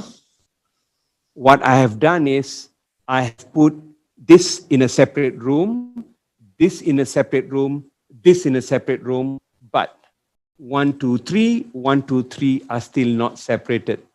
What you need to find out is how can you separate them using two boxes. So I'm going to give you a minute or two, take a piece of paper, draw the 9 people, and if you have the answer, just flash it to the camera at your laptop, and I'll be able to see whether you got the answer. So only uses 2 boxes, 2 squares. You can make it any size you want, but you only can use 2 squares, and you need to separate them into individual rooms without tearing the paper and maintaining the structure that I have shown here. So I'm going to give you about 2 minutes. Anybody find the answer, just very quickly show it to me. All right?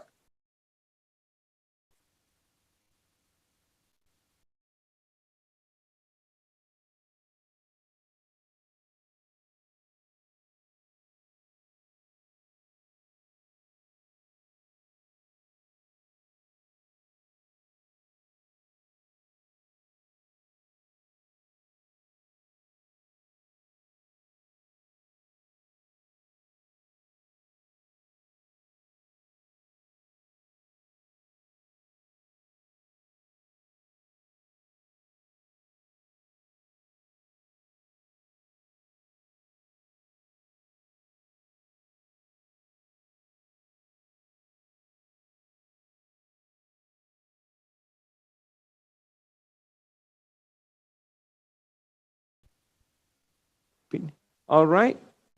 That's not a square, brother. That's not a square, that's a rectangle. You have to use 2 squares. Good try, but no, that's not going to cut it, mate. That's a rectangle. You're supposed to use 2 squares. This will be a rectangle. All right? So what you have just showed is 2 rectangles. You need to use 2 squares. Anybody else?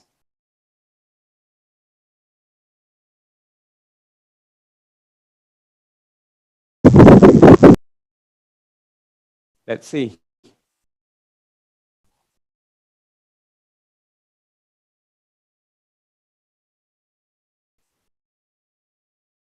No? Bring it up. Bring it up a bit, man. Sugdev, I can't see you. You're disappearing from the screen.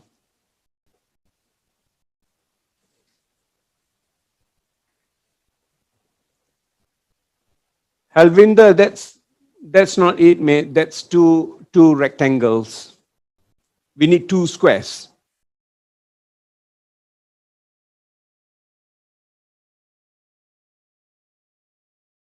So far, nobody yet? Go gallery. Let me see everybody.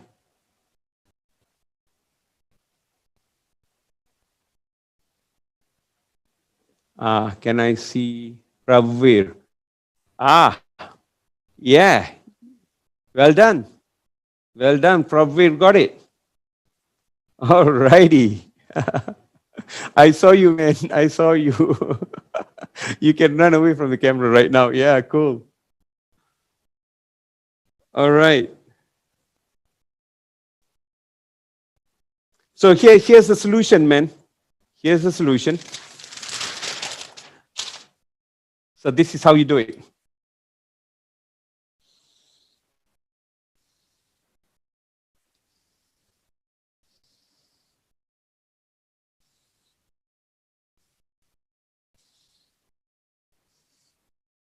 So it's using 2 squares. 1 square, 2 squares. Okay?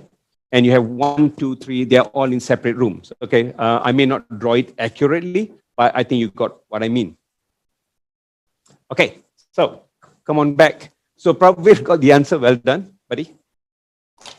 So I'm going to talk to you a little bit about being flexible in producing the results that you want. Okay.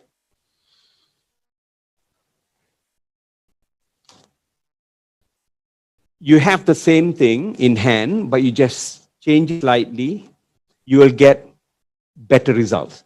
Now, what I'm going to share with you in the next maybe 5 or 10 minutes about building relationship with people, it's not new. But because you do not know there's a science behind it, you do not have predictable behaviors. So if you have the science, you can have more predictable behavior. So what do I mean by this? To all those people out there who are in careers, your career is very dependent on your ability to build relationship with people. In fact, the real art is in building relationship with people that you like, but you have to work with. That's the real art. Building relationship with people that you already like is a no-brainer. They already like you. But the real art is in building relationship with people that you don't like, but you have to work with. And that's where I think we should be spending a bit more time. And how do you think? Oh, there's a question from Rajun. As a motivational, I don't consider myself as a motivational speaker. I don't do motivational speaking. And a trainer, how do you think I should thrive for the future and be flexible? Okay, that's where we're going to come. I'm going to try to answer your question. Yeah, Rajwin? So when I say that the real art is in building relationship with people that you don't like, that you have to work with, that's a real art. How do you do that? For the seniors, how will you be able to communicate better with the juniors? Okay, there's something called pacing and leading. I think Tadlochan talks about NLP, so I'm going to just touch a little bit about the application of NLP instead of the science behind it. I like to take a tool and make it work. So I'm going to give you examples of how I use it every day. Now, have you met people that you have never met before? 2 minutes in the conversation, you feel that you have already known each other? Have you met people like that? That you just spoke with them for about 2 or 3 minutes and you feel like, my goodness, I feel like I know you already. But there are also people that you may be working for the past 20 years, and every time you see them, you do not even know why God created them. You feel that the world can be a better place without this guy. I'm sure there are some people that you think of that way, all right? So, how do you make everybody that you meet feel that kita ini serupa, okay?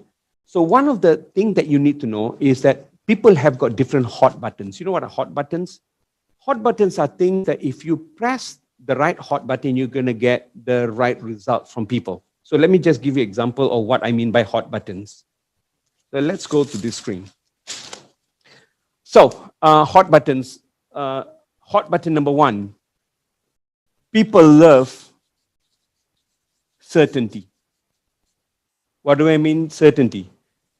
When I go to work, I need to know where my place of work is. I go back home, I know I have a home, I have things in order. We all love certainty. But at the same time, as humans, we are also in love with uncertainty. Uncertainty here means variety. We like different things. We like different challenges. And there are some people who also like significance. You know what is significance?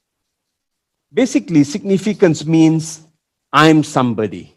You know, so you meet some people and they introduce themselves as, hi, I'm Dato. And there's nothing wrong with that because he finds that's very important. Some people who don't do that. So some people like lots of significance, some people don't. I don't need significance. All my employees in the office call me by my first name. My interns call me my first name. I don't need the Inche, Mr. and so on.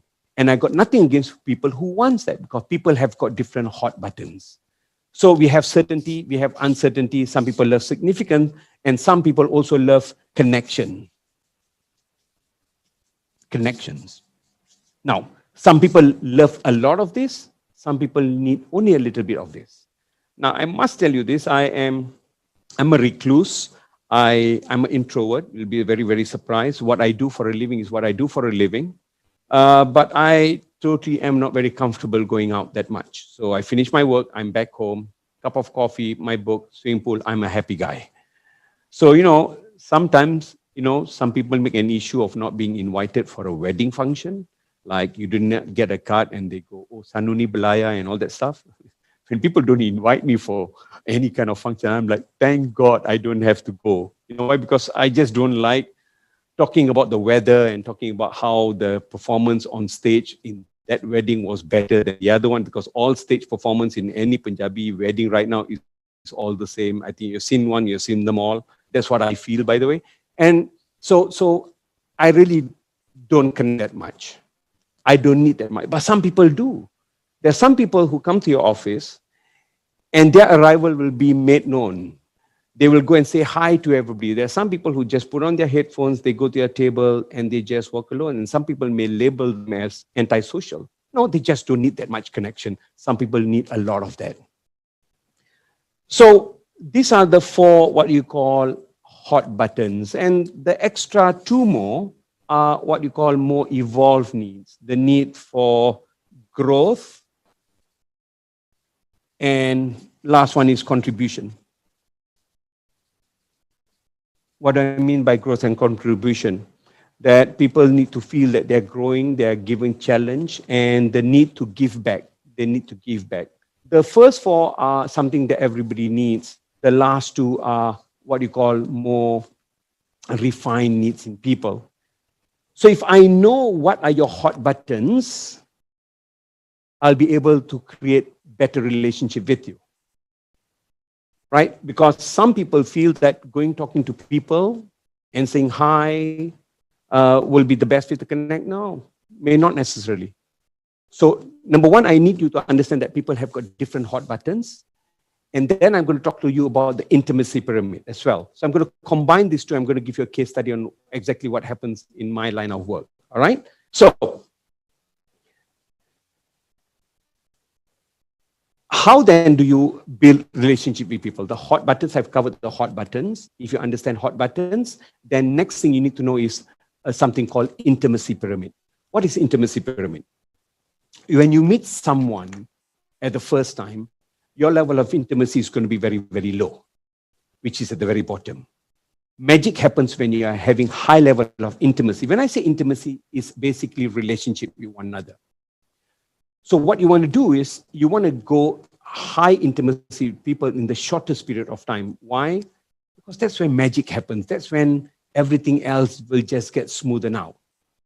So typically, when you meet someone new, you're going to go through the first stage, which is the small talk. Hi, how are you doing? My name is Pritpal. What's your name? Oh, your name is Sukhdev. Hi, Sukhdev. Where do you work? Oh, I work in this company XYZ. Oh, okay, good. And after a while, I'll start sharing more information, which is stage 2, which is sharing information. So how long have you been in this company? Well, I've been in this company for 14 years. 14 years, wow. So where were you before this? You're in Maybank? I see, you're in Maybank. Hey, I've got an uncle there too, by the name of so-and-so. Do you know that? Oh, yeah, I know that guy. What you're doing right now, you are dancing with them by sharing this kind of information. And then finally, next stage is when people start sharing ideas. Like, for example, if, say, Sukhdev, you're working in Maybank, and I'm saying that, Sukhdev, so you're in Maybank now, and, with this current COVID-19 issues that we are having, don't you think that the moratorium should be extended without us even applying for it? I'm starting to share ideas, and the level of intimacy is increasing. And then you go to the 4th level, which is sharing feelings. Can we click? Share feelings? All right, cool. Share feelings. What do I mean by share feelings? When someone is able to share feelings with you, that means they are very, very comfortable with you. Whether the feeling is happy one or not happy, if someone is sharing feelings with you, that means you are already very, very connected with that person. Finally, you go to the last level, which is getting personal. This is when you can say it as it is. Whenever I meet someone, a client or someone that I'm meeting and I've got work to do, I'm trying to go from 0 to 100 in the shortest period of time. With some people, you can do it immediately. With some people, it takes a longer time to build that level of intimacy. Now, if you see this, you realize that, oh my, yeah, these are things that I do too. Now, because you do not know there's a science behind it, you do not have predictable results, right? So if you have this, then you realize that you can get results better. So let me give you an example of how I actually use this. There are some people that I can, at hello, I can get personal with them. For example, Recently, I was in Exim Bank. I was doing work in Exim Bank, and the security guard there, and his name was Jilam. And I just immediately, first time going there, I said, Jilam, kaise ho aap? Basically, I'm speaking his language, I'm giving him significance. Look, a security guard is not highly educated. I think we all agree on that. But give a security guard a uniform, brass button, and give him a chota, he will feel that he's the IGP of the country. He can make you park where he wants you to park. They can make your life very, very difficult. So my job is to build a relationship with these people because, parking in the organization will be easy from that day on.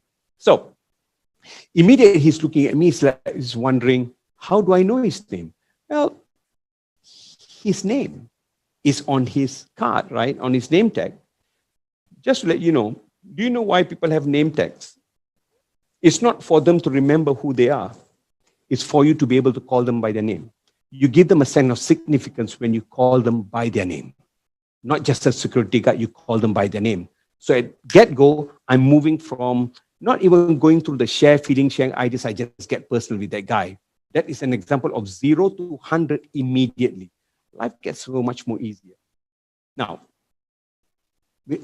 but that's the easy one. But what about the difficult one? So here is an example of a very, very difficult situation I faced. In 2006, close to 14 years ago, I nearly lost my business because of one client. It was a bank who decided to give me a very big job over 3 years and quite significant amount of business. For that, I have to employ another 5 or 6 other trainers. I have to employ an administrator to be placed in the organization, managing their work, but under my payroll, because the project was very huge. About a week into or rather a month into the program was running fine. Suddenly the head of that center in Maybank decided to quit and a new person came in. As usual, new person comes in, what do? You have to say hi to them. So this is what I did. Went to see him and I introduced myself. I say, hi, my name is Paul. And he took about 3 to 4 seconds shaking my hands. Now, 3 to 4 seconds waiting for someone to offer their hand feels like eternity. Immediately, my antenna went up saying what? It's going to be difficult, right? It's going to be difficult. True enough, we went into the meeting room and everything I presented, he disagreed. The methodology, he disagreed. The kind of materials we are using, he disagreed. He's just, some people call him difficult person. He's not a difficult person. He's just a different person. You see, in your life, you'll come across people. If you say A, they will say B. If you say B, they will say C. If you say C, they will go A. It's just that they like to process things very differently. Because they do not know how to deal with this kind of people, we end up calling them difficult. No, they are not difficult. They just see things very, very differently. But like it or not, my business was at stake. So when we came out from the meeting, I'm thinking, oh my God, this is going to be trouble because if this project stops, there goes my entire organization. So someone told me then, he said, you need to find ways to get connected to this guy. I said, connected to this guy? He's such a pain in the ass. And, they say, no, but you need to practice what you preach. I said, what do you mean? He said, you teach people on how to build a relationship, right? I said, yeah, bro, teaching is easy. Doing is another thing, right? But we went back and we thought about, let's find what are his connect, what are his hot buttons. Number one, he needs significance. He's a doctor. So I will address him by that. And so when you deal with this kind of people, I decided that we have to go with data. So we came up with a plan and we did not immediately send in the plan over and for him to approve it. No, because he's going to say, I don't agree with this too. We came up with a plan. We wrote an email back and forth, even back and forth until we've got a working model. And then I went back to meet him. Now, this time around, when I go back, do I shake his hand? No, I did not. Why? Because in some people's mind, shaking hands is not important. And he was one of those person. So I decided not to shake hands. I just went into the meeting. And Sun Tzu out of war says, if you want to win, you need to know your enemy. So in this case, he's not an enemy, but you know what I mean. I need to know who I'm dealing with. So I checked his background. His first degree was actuarial science. He became an actuarist. He was 18 years in Europe in oil and gas. When he came back, he got the whole Shell refinery in Port Dickson, the ISO certified. So, which means he is a very, very process person. My background is my first degree was business, and my second degree was in the area of quality management, and I work in an organization that looks into quality management. So when I speak to him now, I speak the same language. I don't talk about psychology, I talk about process time, cycle time, cost reduction, and so on. Now, part of the program also requires me to talk about strategies. Now, do I talk about blue and Great Ocean strategies? Of course not. Why? Because I also realized that he's quite a devout Muslim. And I spent quite a number of months studying about Islamic management just to make sure that I understand that religion a bit more and how that can be used in the management context in running organization. So when I went back to him, did I talk about Blue Ocean strategy? Of course not. I talk about Perang Badar strategy, how the Quraysh were defeated by the Prophet. And I talk about those principles. And the next thing he asked me is, how do you know that? When someone is asking you about you, that means they are interested. To cut the story short, eventually, in that particular year, most of the people did not manage to carry on doing work with them because they couldn't stand him. But right now, this guy is one of my, he's a close friend of mine. And he's so close that about 4 years ago, so excuse me for the words I'm going to use. So 4 years ago, we were in Genting. I was running a workshop then. He was there and he asked me this question. He said, hey, pal, you remember the first time you met me? I said, first time meeting you? He said, yeah, first time meeting me. I said, how can I forget, man? And he said, I'm a difficult guy, right? I said, difficult? He said, yeah, I'm a difficult guy, right? I said, you want me to be honest? He said, yeah, honest. I'm a difficult guy. I said, honestly, you're one of the rudest son of a gun I've ever met in my life. And he looked at me and he said, I know. You see, I can get away with that language. You know why? Because I'm connected to him very, very personal. Once you get personal with someone, all the small things doesn't matter anymore. The real art is in building relationship with people that you don't like, you have to work with. And I think the intimacy pyramid is something that's guided me a lot in my line of work. Now, do I go about building relationship with everybody? No, not necessarily. If I had met this guy in the personal capacity, not work related, and he behaved that way, will I even bother to get connected? Probably not. But sometimes my work requires me to do that. Parents need to find ways to get connected to children. Look, I'm old school, and I've got children who are 17, 15, and 6.5. Look, I need to be able to speak their language, man. I really need to. And we have to sometimes go down into their world before you can take them to where you want them to go. So my genre is I'm a Green Day guy, I'm a Def Leppard guy, I'm a Metallica guy, those are my genre, but I know every song that Miley Cyrus sings too. I know Dua Lipa songs, I know that too. I know Billie Eilish. Why? Because I've got 17-year-old that I need to dance and connect with before I can take them to where you want them to go. One of the things that a lot of people need to know is sometimes you have to go into the person's world, understand them before you can take them to where you want them to go. And I think more and more of our preachers need to appreciate that. In fact, more and more preachers from a lot of different religions are finding ways to get connected with their people before you can take them to where you want them to go. So you need to understand that, okay? So I think that's very, very important. And I want you to also weigh two things. Some people may ask me, but that may be not the right thing to do. I think if you're going to lead your life using the question right and wrong in everything and anything, I think you're going to go into a lot of unnecessary conflict. I don't think everything should be answered by right and wrong. I think you also need to use two separate questions here. Is it right or wrong, or is it useful, not useful? Okay, before I go into that, let me just say the environment do impact us, how to survive in a toxic environment. Yeah, okay.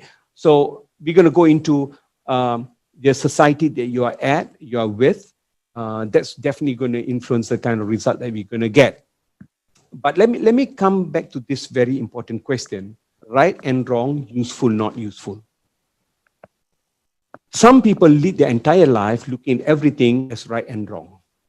And I think you see this a lot in the society right now. Everybody feels that they are right and another person is wrong. I think the world is not right and wrong, man. The world is not digital. I think the world is not ones and zeros. The world are basically shades of gray. You know, the world is very analog, not digital. That's how I see it. So I think in order for us to navigate ourselves in this spectrum of different colors, I think you need to be flexible enough to use different sets of tools. So I want to suggest to you that you need to have two sets of questions that you use from time to time. Is it useful, not useful, or is it right or wrong? I give you an example. Many years ago, I was traveling, to Ipoh, and I met this person. We were acquaintance. He's a friend now, but he was an acquaintance one. He is a person who will go plant a tree on weekends, and he drives a hybrid. His house doesn't use an air condition. He's got a natural airflow in his house, and he is a wonderful guy. All right, he's the type who will go and save the world with the cape at the back line, Mr. Environmentalist. So one day my team and I wanted to go. It was actually going to Penang, and my team wanted to go to Penang, and I was about to leave when my client called me up for a meeting. So I had to go for the meeting, and my team proceeded on that journey. So after the meeting, I was thinking, how do I go to Penang? Do I fly or do I drive? Because 2 days later, I've got another program in Langkawi. Well, I was thinking about what to do. Suddenly this guy, this Mr. Environmentalist, called me up to ask me for my opinion. And he said, where are you? I said, I'm in office, man, and I need to go to Penang. He said, you want to go Penang? I said, yeah. He said, I'm going to Penang today. Why do you jump into my car? I said, okay, that's nice. So he was nice enough, came to Jalan Lampang, picked me up, and he was nice enough to bring 2 cans of Coke, some kuah cheese, kacang, because we need to bring food, because you never know, you might die of starvation. And what better way to maintain the obesity index of this nation by eating and munching all the time. So we sat in the car and we had a great journey. And somewhere at the Tapah Rest and Service Station, I told him to pull over.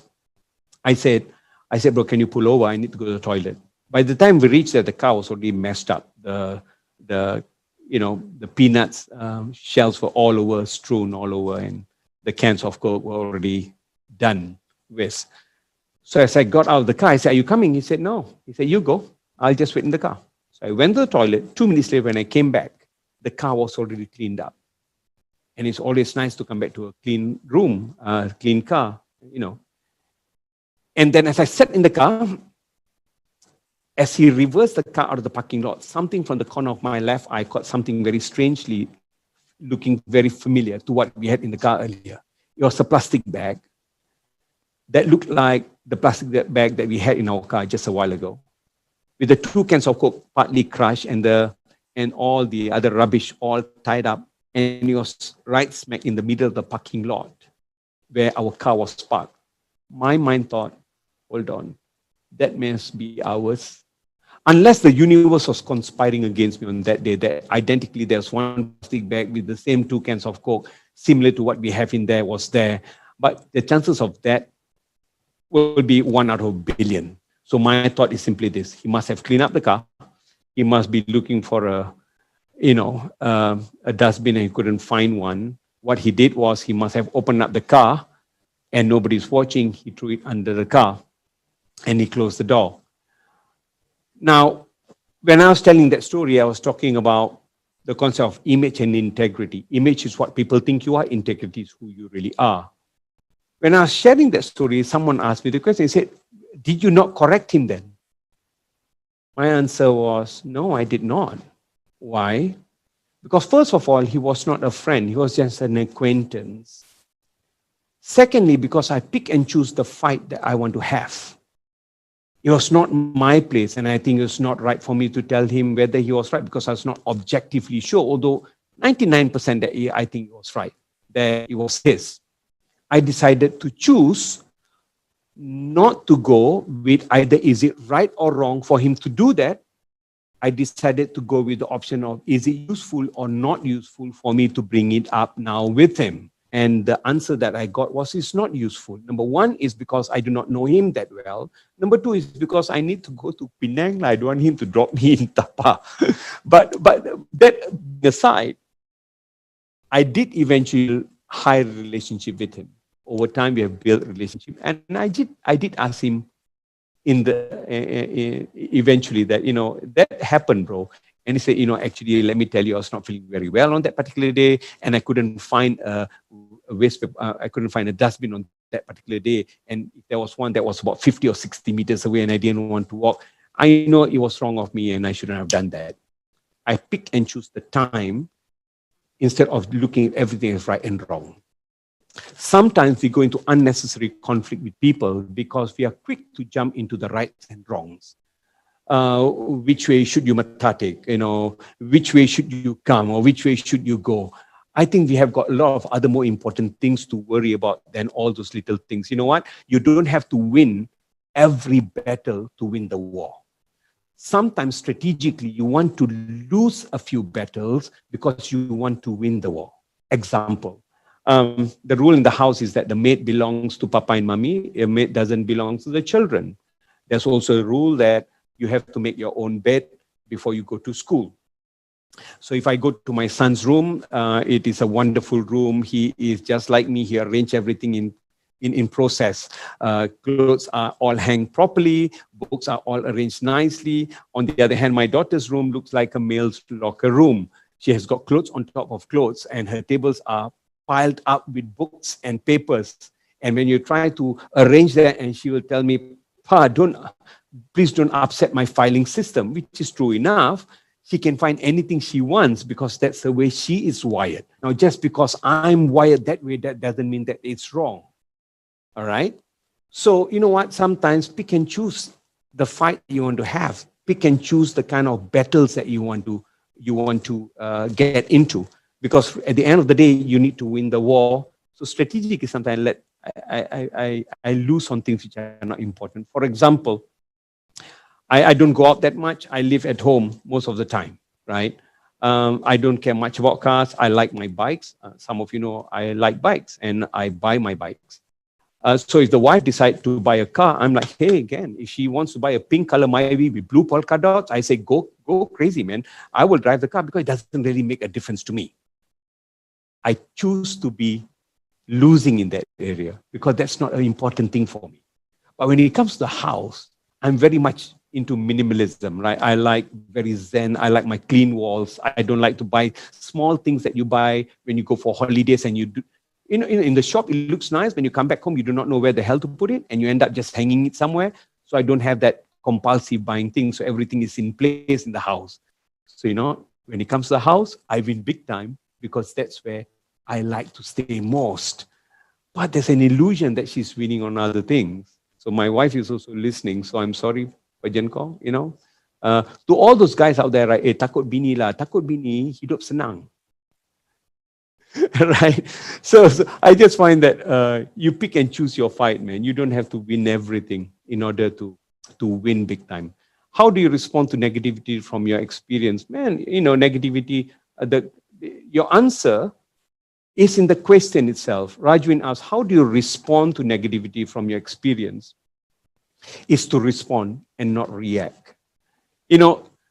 Sometimes you can do what you call a pattern interrupt, and I think Terlochan will be best to explain this. Someone has said this to me, said, that's very stupid of you. Wow. If someone call you stupid, how do we respond? He said, who's stupid? You are stupid, your father's stupid, your grandfather also stupid. That's how we react, right? So I choose not to react that way. If someone called me stupid, I'll say, wow, hold on, that's a very interesting observation. Can you tell me, how did you come to that conclusion that I'm stupid?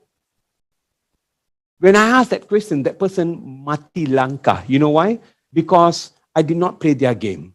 They expected to throw a bomb. They expect you to bomb back. I decided to do an interruption. I just respond totally differently and not play to their game. So I think it's very, very important if you know who you are and you don't react to people's statement. I'm like, oh my goodness, if someone says certain things like that, sometimes I process it as, maybe he is not well exposed yet. Maybe that is his capability. I wish him well. There's something called the 2 seconds of intent. This is an interesting concept in mindfulness, that we are judging people in 20 milliseconds when we meet someone. You see me for the first time, chances are you will already judge me whether I'm competent or not, whether I can boleh percaya atau tidak in less than a second. Why? Because our mind judges very, very quickly. So how do you overcome that? There's something called the 2-second intent. That when you meet someone, your mind will fall into that. So you want to tell yourself consciously that if I see someone and someone say that, I will go into, I wish you well, I wish you that you are happy. I wish you well, and I wish you are happy. That's a dialogue I have every time I meet someone who may not fulfill my criteria for what is a good person. I just do that. And you know what? One of the best way is to walk away. And walking away is one of the most amazing things that you can do for you to reduce unnecessary pain. All right. So how do you respond to negativity? I think that's the way it is, mate. Is to walk away, pick and choose your battle. All right. Is there any other questions in there? Are you guys still with me? You still with me, guys? Okay. I got a couple of other things I want to talk to you about. So I'm going to go back to that useful, not useful, right or wrong. So to me, it was not useful to address the issue because I have not built that relationship yet. So I want you to think about building high level of intimacy with people, because when your intimacy is great, right, the small issues doesn't matter anymore. All right. So build higher relationship with people. That's the second one. Now, I need to talk to you a little bit about the concept of, hold on a moment, let me just get this straight. Okay, seeking discomfort, man. I want to talk to you about seeking discomfort. What do I mean by seeking discomfort? Do you know how do you build muscles? When you go to the gym, do you build muscles or do you destroy muscles? Can I see the chat box? Can I see some responses on that one?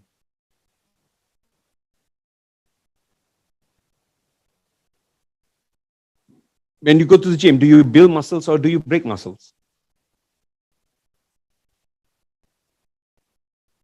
What do you think? When you go to the gym, do you build or do you destroy muscles? So Rajvin is saying build. Yeah, Tira, you got something? Okay, I've got a question actually. Right. Gurkiranjit Kaur asked you, you brought up the uncertainty earlier, so I'd like to know how would you work past uncertainty when it comes to making life-changing decisions, since it often holds us back from after getting something. Come again, ask me the question again. So she asked, you brought up uncertainty earlier, so I'd like to know how would you work past uncertainty when it comes to making life-changing decisions, since it often holds us back from going after something. Okay, right. So depending on your mental makeup, so we all have, all the 6 human needs are there. We all need that. We need certainty, we need uncertainty. For example, I like certainty when I walk in my studio here right now, and I have a lot of challenges today. Why? I'm a person who likes to know exactly how the camera is going to work, how my slides going to transition, and that's not something that I'm getting today because my crew is not here, and that's causing a lot of anxiety in me. So I'm very frustrated with that. While I like to prepare all my ideas, I also love the uncertainty when someone asks me a difficult question. I like that challenge. So on one hand, I love certainty in me doing what I'm doing, but I also love the uncertainty. I love a good fight. That's my mental makeup. There are some people who just love a lot of uncertainty. They are not very, very structured. They just go in gunslinging. So depending on your mental makeup. So for me, I generally like to know exactly what I'm going to do. I'm very meticulous. I'm very, very detailed. That's my mental makeup. So when I am about to make a decision which requires me to go into a world where I have not very comfortable, then I will seek a lot of advice. I will do my research, and that way I can reduce the level of uncertainty, but you cannot overcome that entirely. Again, example. In the last 8 months, it's been crazy for me. My work is, I speak for a living. I've got an organization of about maybe 15 people. Yeah, 15. And we run seminars. So how do you function? So very quickly, instead of reacting like a lot of other people who started doing training on Zoom with a single camera, I said, you know what, we should respond. I said, let's come up with our own studio. So I wanted to make sure that we have all our equipments in place, that the quality of delivery is going to be good. I like that. So we did not react, we respond. I started communicating with people who are specialists in the various areas. I need to get the data in. By the same time, clock is ticking. Financial burden is increasing because, like it or not, there's certain X amount of money is going to go out even without revenue coming in. So it's about us developing, investing, and eventually it's going to cross. So our cross, we estimate is going to be somewhere in February, March is when I think some changes are going to happen. So I need to have plan A, plan B, plan C. I've already listed down because that's my mental makeup. I've got plan A, plan B, plan C. For some people, now they go on gut feeling. If that works for them, it's good for them. But for me, no, I need to have my plan A, plan B, plan C. I need to talk to people. I need to do research. I need to bring all the data. Eventually, I'm going to make a decision based on what is most logical. So I think moving forward, if you're going to make an important life decision, it depending on your personality. Are you a person who just rock as you roll? Or are you a person who like to have more control into your future? Although control in the future is very, very, is an illusion that you have control over the future. None of you can tell me exactly what's going to happen in the next 12 months. None of us. At best, you can sort of like prepare yourself for the uncertainty. We are looking at the COVID situation in UK and the news trend, and you are already thinking maybe next year is not going to be that great. People are singing different songs. They say maybe 2021 is not going to be that great. You know what? There will be something else coming along the way. Some of you are experiencing this now. Some of you experienced SARS many years ago. All right? And there will be something or another coming along the way. So I think what's important is for us to focus on the near sight, but have the far vision, which I'm going to talk to you about afterwards on a concept called Stockdale paradox. Probably that will further explain your question. So I'm going to leave at that first. Okay, Bobby Chow responded, we break and build the muscles now. Shamsher Singh said, very small. Micro tears in the muscle fiber under stress, build muscles. Good. So in order for us to build bigger muscles, you need to have the micro tear. So if you go to the gym, you carry weights, next day you have DOMS, delayed onset of muscle soreness, you're going to feel pain. It's during your rest period, new cells are built on the older one, but in order for you to build that, you need to first of all break it. So if you're going to be very, very comfortable in the future, you better get uncomfortable now. So how do we get uncomfortable? We get uncomfortable when we expose ourselves to different things, when you meet with different people. Some of you are mixing with the same people. There's an illusion that you have comfort. Sometimes it could be your way of trying to, trying to pretend that the changes are not real. So you meet with your own people. We meet your own time. So I would think that you should expose yourself and meet different people. You know, there was a book I read, and in the book that, I wrote a book and it should be out in the next couple of weeks. And there's a chapter in that book that talks about my fear of reading one particular book. Some of you have come across Richard Dawkins' work called The God Delusion. He's an atheist. He's a evolutionary biologist, a brilliant guy. And I just love the way he presents his ideas. Very eloquent speaker. And I took his book and I bought the book, The God Delusion. It's a book about telling that there's no God. And I read the book, and after about 30, 40 pages of reading the book, I decided to put the book away because, you know why? Everything that he said makes sense. Now, please don't question about my faith. It's just that, when you read this kind of book, you say, whoa, wow. But it forced me to search within. I need to understand my religion a bit more. But that is because I read that book. It forces me to think that way.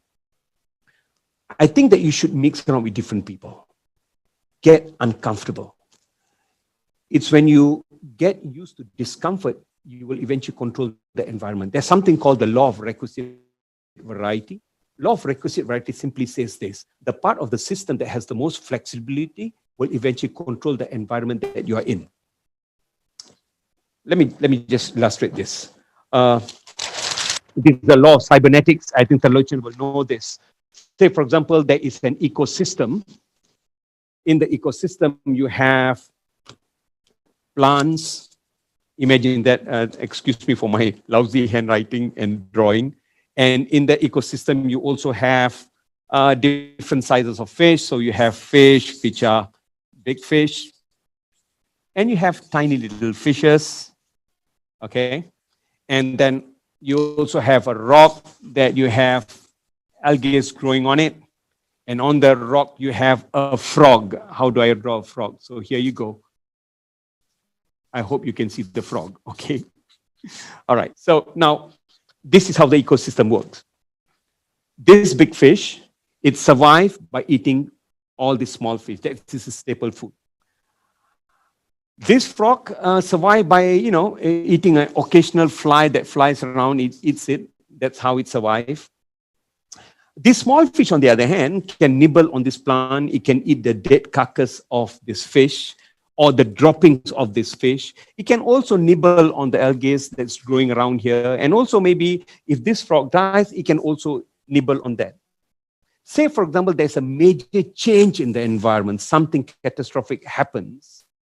Which among these species you think will outlast the rest? The answer is very simple. I think you know that this small species will last longest. Why? The part of the system that has the most flexibility will control the environment that they're in. All right? So the part of the system that has the most flexibility. So I think in order for you to do well, you need to be in a state of discomfort and continuously seek discomfort. And how do you do that? Well, the type of friends that you have. Sometimes you're going to have what you call inbreeding. People short sendiri. People of the same type come together and they make believe that whatever they think and they believe is the best way of doing it. I think you should have different ideas coming into your mind so that you can shape and become a better, well-rounded person. So I think that's one. You need to embrace discomfort. And we are immigrant group of people. Our forefathers came. And in social psychology, it's already proven that the migrant community, the immigrant community, will always do better than the local community, which means all of us here, Malaysians right now, if you pack our bags and we go to another country, we will be doing better than those people in their own country because they are comfortable, we are not. As soon as you change, you're going to be feeling uncomfortable. So, for some people, the pandemic shook their entire life. But for some people, they probably have their own pandemic 3 years ago, which I had about 3 years ago. There was a major shakeup in my organization. It makes me very uncomfortable. I have to go leaner. I have to reinvent myself. So you know what? I think, the pandemic has forced people to become very, very resourceful. If you look right now, all of you are starting to use Zoom. And you never knew Zoom existed for some of you. You're using IT. That has helped you develop yourself because of the discomfort. Now, that was because it was forced. You were forced to do it. But what if you have that as part of your system? So how do you find discomfort in your workplace or in your life? Now, I want to share something which I normally share in the corporate world. It's a model that talks about the barbarians to bureaucrats model. I hope this will be useful. So let me just share with you what I mean by barbarians to bureaucrats.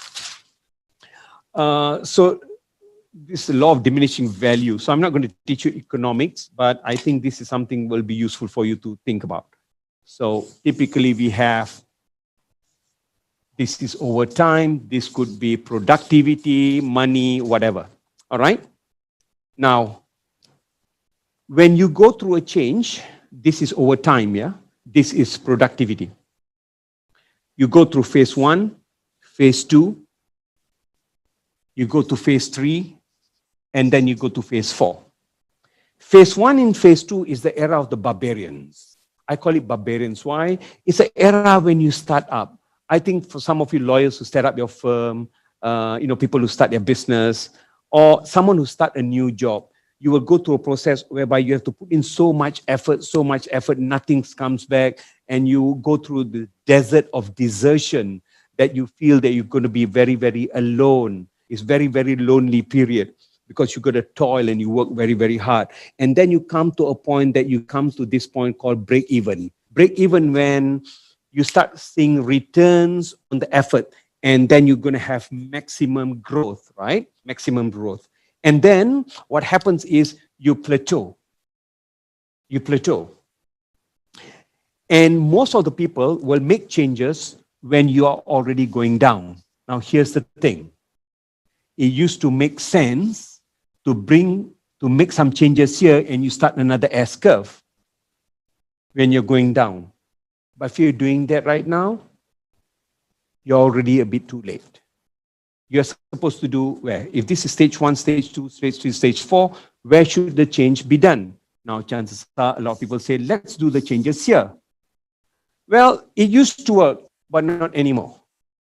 They say you need to, there used to be a phrase that people use, is they say that if it ain't broken, don't fix it. Right now, the mantra is if it ain't broken, break it. You need to reinvent your processes before your processes even mature. So what do I mean by this? So if you look at this structure right now, and we can break it into 3 parts. This is phase number 3. So 3.1, 3.2, 3.3. Where should you be reinventing yourself? So they're saying the reinvention should be when you are moving from 3.2 to 3.3. This is where you reinvent yourself. Now, I want you to watch this very, very carefully. When you do reinvention, what's going to happen is you're going to have a slight dip before you go to the next level. All right? Now, the challenge is this.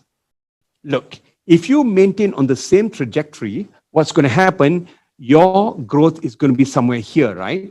But if you make the changes here, you're going to have a dip. And you can see that this is a problem. A lot of time when you institute some changes, people will say, Yala, what for pandai-pandai? Why? It was okay, what? That if you're okay, you're going to be here.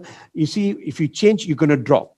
But they don't realize if you don't do this, you can never go to the new point. So the concept is, if it ain't broken, let's break it. You reinvent yourself when you're at the top of the game, not when you're already losing. So you want to do what you call controlled demolition, that you want to break purposely when you're at the top of your game, not when the environment forces you. So if you think about this, in home with your parents, you're going to have this. They'll say, Changa pala kama theek si, why do you want to change? They don't see. They mean good, right? They meant well. But we need to understand that if you don't purposely break yourself, reinvent yourself, you can never go to the next level. So I really think the concept of barbarians to bureaucrats is you force yourself to make those changes from time to time. So purposely do get yourself uncomfortable by doing new things. So little things that you can do. You're going to the gym, or you've been running all this while. So instead of running, do something else, because your muscle also plateaus, that it will tend to get used to, and they will not respond to certain exercises. So I think that's one thing that you can do. And I hope that we can remain having the immigrant mindset, because that is definitely a great way for us to be successful. Look at the number of Bangladeshis that are in this country that owns cleaning companies. Think about this. Can they register a cleaning company for themselves? It's going to be difficult. Some of them are uneducated. But why is it that they own, many of them own these cleaning companies? The Bangladeshi is thinking, first of all, I'm a Muslim. This country is basically predominantly Muslim. Number two, I cannot get citizenship, but I think I can marry a local. So they marry local. They start working on what they can do. You know, so some of you remember many years ago when Stephen Covey talks about, sorry. Yes, 1, 2. Are we good? All right, cool. So Stephen Covey talks about the various circles in our life, isn't it? He talks about we all have something called circle of control. Circle of control, things that we can control. There are certain things, he calls it circle of influence, that you can't control, but you can influence certain changes, right? And then we also have something called circle of concerns, the things that we are concerned about, you know. So Stephen Covey talks about that if you want to have a control over your environment, start focusing on what you can do. For example, I'm overweight. I want to reduce my weight. Is it within my control? Yes. What can I do? I can exercise. I can take care of my diet, right? Certain things that I can only influence. For example, political environment in this country. Do I have control over it? Yeah, I can influence it. I can vote every 4 years once. I can join some NGOs, make the necessary noise if I have to. Yeah, I can influence. But if you start focusing on your circle of control, what happens is the more you act on your circle of control, your control becomes bigger, your concerns become smaller. You have a sense of control over your environment. So Bangladeshis say what? I cannot change government policy, but can I marry a local? I can. Can I start up a company? Yes, I can. So they work on the circle of control. So I think what you should be focused on is what you can do, not what you cannot do. I think among the Christians, there's a prayer that they have. By the way, it's not a Christian prayer. It was based on a poetry written somewhere in the beginning of the 19th, I think it was 1904. And it has been incorporated in some of their prayers. And I think some of you have come across this line that says, please give us the courage to change what can be changed and to accept what cannot be changed and the wisdom to know the difference. Give us the courage to change what can be changed and to accept what cannot be changed and the wisdom to know the difference. I think if you understand this, then you stop complaining about things that you cannot focus on, start focusing on what you can focus on. So like us being a small group of people in this country, I don't know, what we have 80,000 to 125 or 130,000. I really do not know the statistics because I have professors saying that he's about 80. Someone saying that we have 200,000. I don't know which is which. So I just campo dua, bagi, I think about 120,000. Probably that's how number of people we have. And we are kicking it, isn't it? We are doing quite well. Why? Because we are focused on what we can do, not what we should do and what other people should do for us. If the changes happens around in the country, great. But you know what? Sometimes when the opportunity knocks, some people are complaining of the noise. So if you want to be lucky, I think you better be prepared to be lucky. You know, they say that, you know, when do you get lucky? You get lucky when... So there's a graph for luck. So you want to be luckier? Very simple. If this is preparation and this is opportunity, when your preparation collides with opportunity, that's when you get lucky. So what do? I think you should be prepared for getting lucky, mate. All right. So it doesn't matter who is in power or whoever is governing the country. We just have to focus on what we can do and what we can do best. Know the difference between what you can and cannot do, and the wisdom to know the difference. There are certain challenges in the community right now. I think we should be focusing on what we can do rather than thinking magically some group of people is going to change to become what we believe in. I think we could stop doing that because that's a really waste of time. All right, so that's my thought, but I'm not an authority in that field, but you know, sometimes I nak lepas geram also lah, you know. I hope you can stick with me on that one. So now, how do you get uncomfortable? Here is something that I want to share with you. Can we go into that 30-day challenge? So there's this 30-day challenge that I would recommend you all try to do on a daily basis. Seek discomfort. Can you just go into the 30-day challenge immediately? Yes. No, not this one. Just go to the. So here is a quick way, a wonderful way for you to just get used to challenging yourself. These are little challenges. You can set your alarm for 30 minutes earlier. If you typically eat breakfast, skip it today, man. Switch your usual beverage for something else. If you're a tea drinker, take coffee. All right. Speak in a different language than the one that you normally use. Pack your lunch for today. Use public transport for all your commute. And this is definitely going to make you feel very frustrated. Take a different route to work, man. Give a stranger a genuine compliment. Fast for 18 hours. Try to be a vegan for a day. Reach out to 5 famous personalities on Twitter and talk to them. Sit with a stranger and someone new. All right. Ask something for free or for a major discount. Publish an article online. Make a video. Now, this is just a suggestion. You can replace it with anything that you want. The idea here is to practice being uncomfortable. And as long as you're uncomfortable, you are growing. The danger is when you're getting comfortable. And here's the thing. If you're comfortable, you better be worried. You know why? Because just before any major thing that hit you, the water look extremely calm. Before the tsunami hits you, the water look extremely calm. So if things are very peaceful and nice, you better be worried. So here's my prayer for all of you, that your life will be so full of discomfort, that your life is going to be amazingly challenged, that you become better and stronger. And I think that's the only way that you can assure for some level of comfort in the future. So get comfortable with discomfort, man. Sit down with someone that you have a totally different opinion.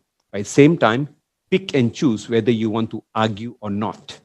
Remember, right and wrong, useful, not useful. Sometimes I listen, I choose not to correct everybody along the way. You know why? It's not useful. It's not my fight. But on things which are important, I will fight tooth and nail.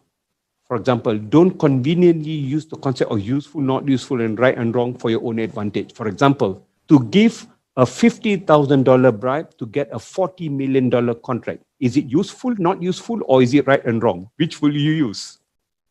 I hope you use it is right or wrong. Don't conveniently use useful, not useful, because the answer is, of course, it's useful, but is it right thing to do or not? So I think the right and wrong question must be used on matter of morality, maybe on law, and on the natural justice. I think that question must be asked. All right.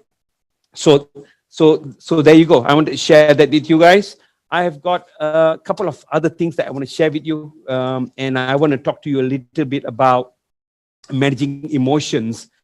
And I think Jack Mohan talks about that, and we go through multiple emotions on a daily basis. Some of us don't even realize that we're going through that emotion state. We just rock as we roll. Okay. Now, useful but wrong. Well, Gurudev, we're not going to use that, all right? Useful but wrong. Wrong in whose eyes? Is it a moral wrong, or is it a legally wrong? So that statement worries me a little bit, yeah? It is useful, but it is wrong. Probably we need to address that a little bit more. By the way, just let you know, we are attaching a lot of documents inside there. In fact, Tirat, you can attach to them on the other subjects as well. We're going to attach a lot of downloadable documents that you can use a template to actually come up with a plan on whatever I've just said. So all these things that I'm telling you and sharing with you, there are downloadable documents that can actually help you come up with how to get uncomfortable for the next 2 to 5 years. What can you do? What are learnings that can take place? All right. So I want to talk to you a little bit about emotions a little bit. And we go through multiple emotions every day. We can go through happy emotions. You can be angry with someone. You can go through feeling scared. You can feel scared too. So we have multiple emotions going through every day. And sometimes we go through what you call emotional roller coaster ride. Let me give an example. If you get up in the morning, can we just show that, right? Let me just get this screen going.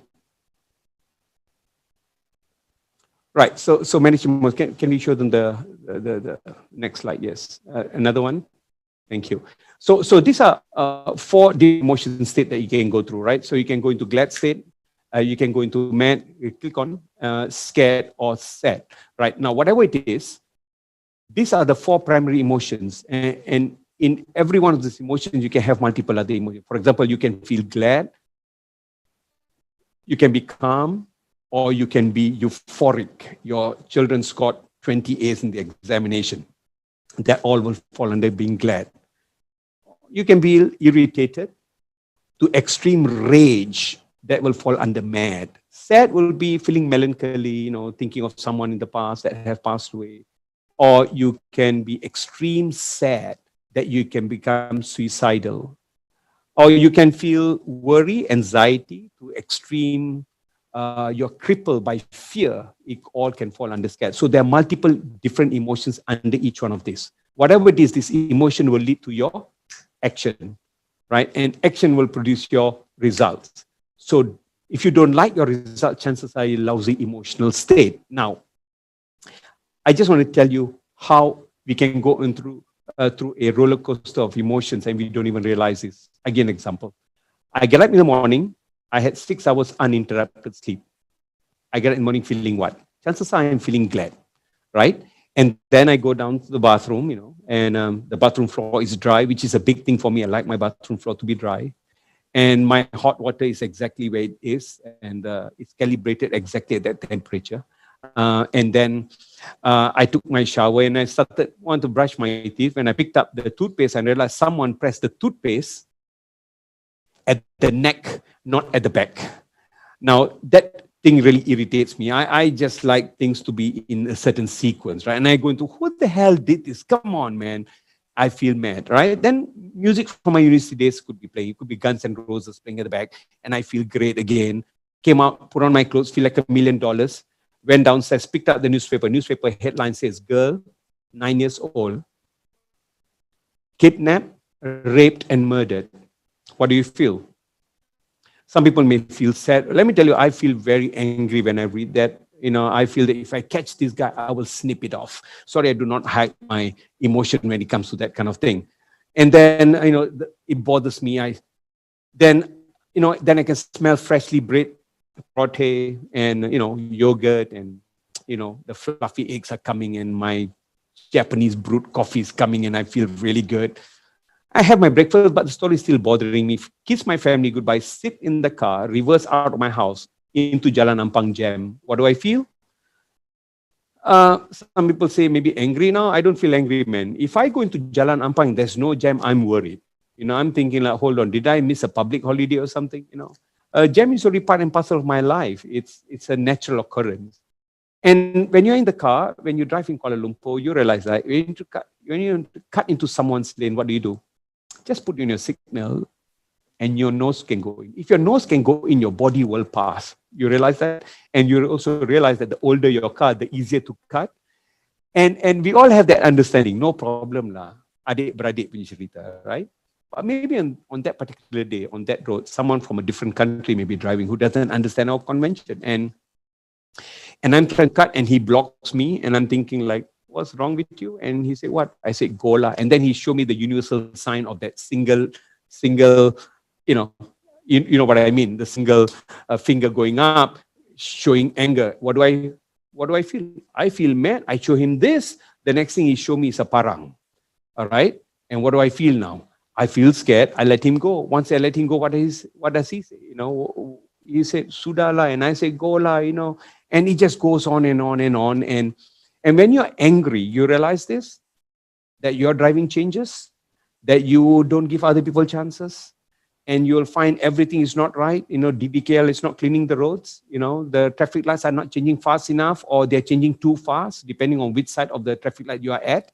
And you realize that everybody's cars are not clean. I don't know why people don't wash their cars. And you start complaining about everything. You go to your office, park your car, and you go up to the office and your staff say, hi, good morning, Paul. And I say, what the hell is so good about it, man? You don't even realize that your action is based on your emotion.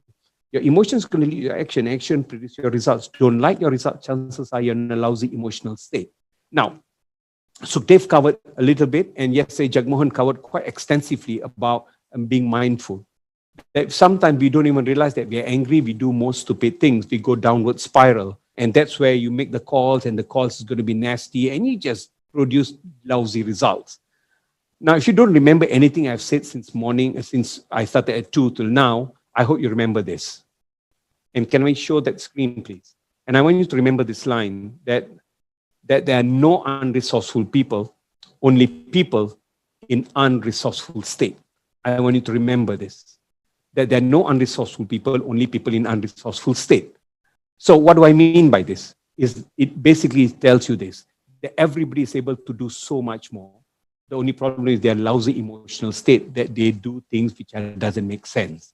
So, like, look, my daughter, 6.5-year-old, you know how they are when it comes to Kumon. I do not know how many of your children go to Kumon. She goes to Kumon and she hates that. And she can do it. She just finds that it's so boring. I'm thinking really they don't need to do that. I did not do Kumon. I did quite okay. But again, following with the masses, and we decided to send her this. And I realized that every time we mention the word Kumon, she gets into this very, very nasty state, and she becomes totally someone different. In fact, I got a nickname for her. We call her Kumonjit Kaur right now. we joke about it, and she hates that. So I realized that I want to get her to do to get her to do Kumon, I need her to get into a better emotional state. So she recently got some guinea pigs, and with the guinea pigs around, she's playing around. And same time, I put timer, we play like it's a game. And we find that if you get her into a more resourceful state, the work can be done much more easier. Now, that is for her, but you may not even realize that this is something that's happening to you. That when you're in an unresourceful state, you make a lot of wrong moves. So if you want to be successful in the future, I think you have to be mindful of the emotions that you are in. So some of the ways that you can reduce your emotional state is, number one, definitely music can help you. Laugh it off, man. Laughing is a great way to produce that. Declutter is a big thing for me. Go rearrange your room, man. It can help you reduce your frustration. I find that. Get a hug from someone. For those people who are kinesthetic, who loves to be holding and touching, probably it's a great way for you to reduce your anger. And you can also reflect on what went well throughout the day. You have got multiple things that are happening throughout the day. Find one that you can pick up and say, well, that went well. So focus on that. Another one is, it's totally okay for you to vent. Call a friend and you can bitch about things, man. I think it's totally okay for you to do that once in a while. You need to vent. You need to let it out. So find someone that will not pour fuel to your frustration. Don't say, yeah lah, that's lah. Don't give your mother-in-law a chance. You don't want that kind of friend, man. You want someone who just listen to you, all right? And not add to more misery. So be careful of who you went to. That's also important. And lastly, I think breathing is a very, very important technique. And you have multiple different ways of breathing technique. But I like what Neil does is a 4-7-8 breathing. 4, hold for 7, release 8. Take a longer time to release that, and basically just being mindful that you need to focus on your breathing. So Jagmohan covered that extremely well yesterday.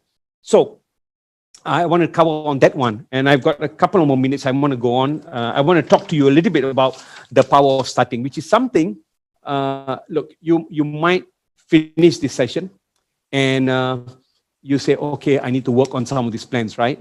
Don't worry, just show me the video. Don't worry about that.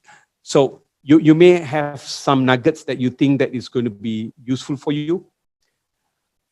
I hope that you start doing instead of just knowing. The world is being shaped by people who did more rather than know more.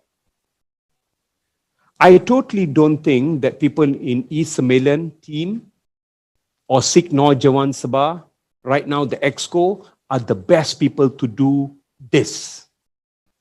I'm sure there are some people out there who can do better than them. But you know what's the difference?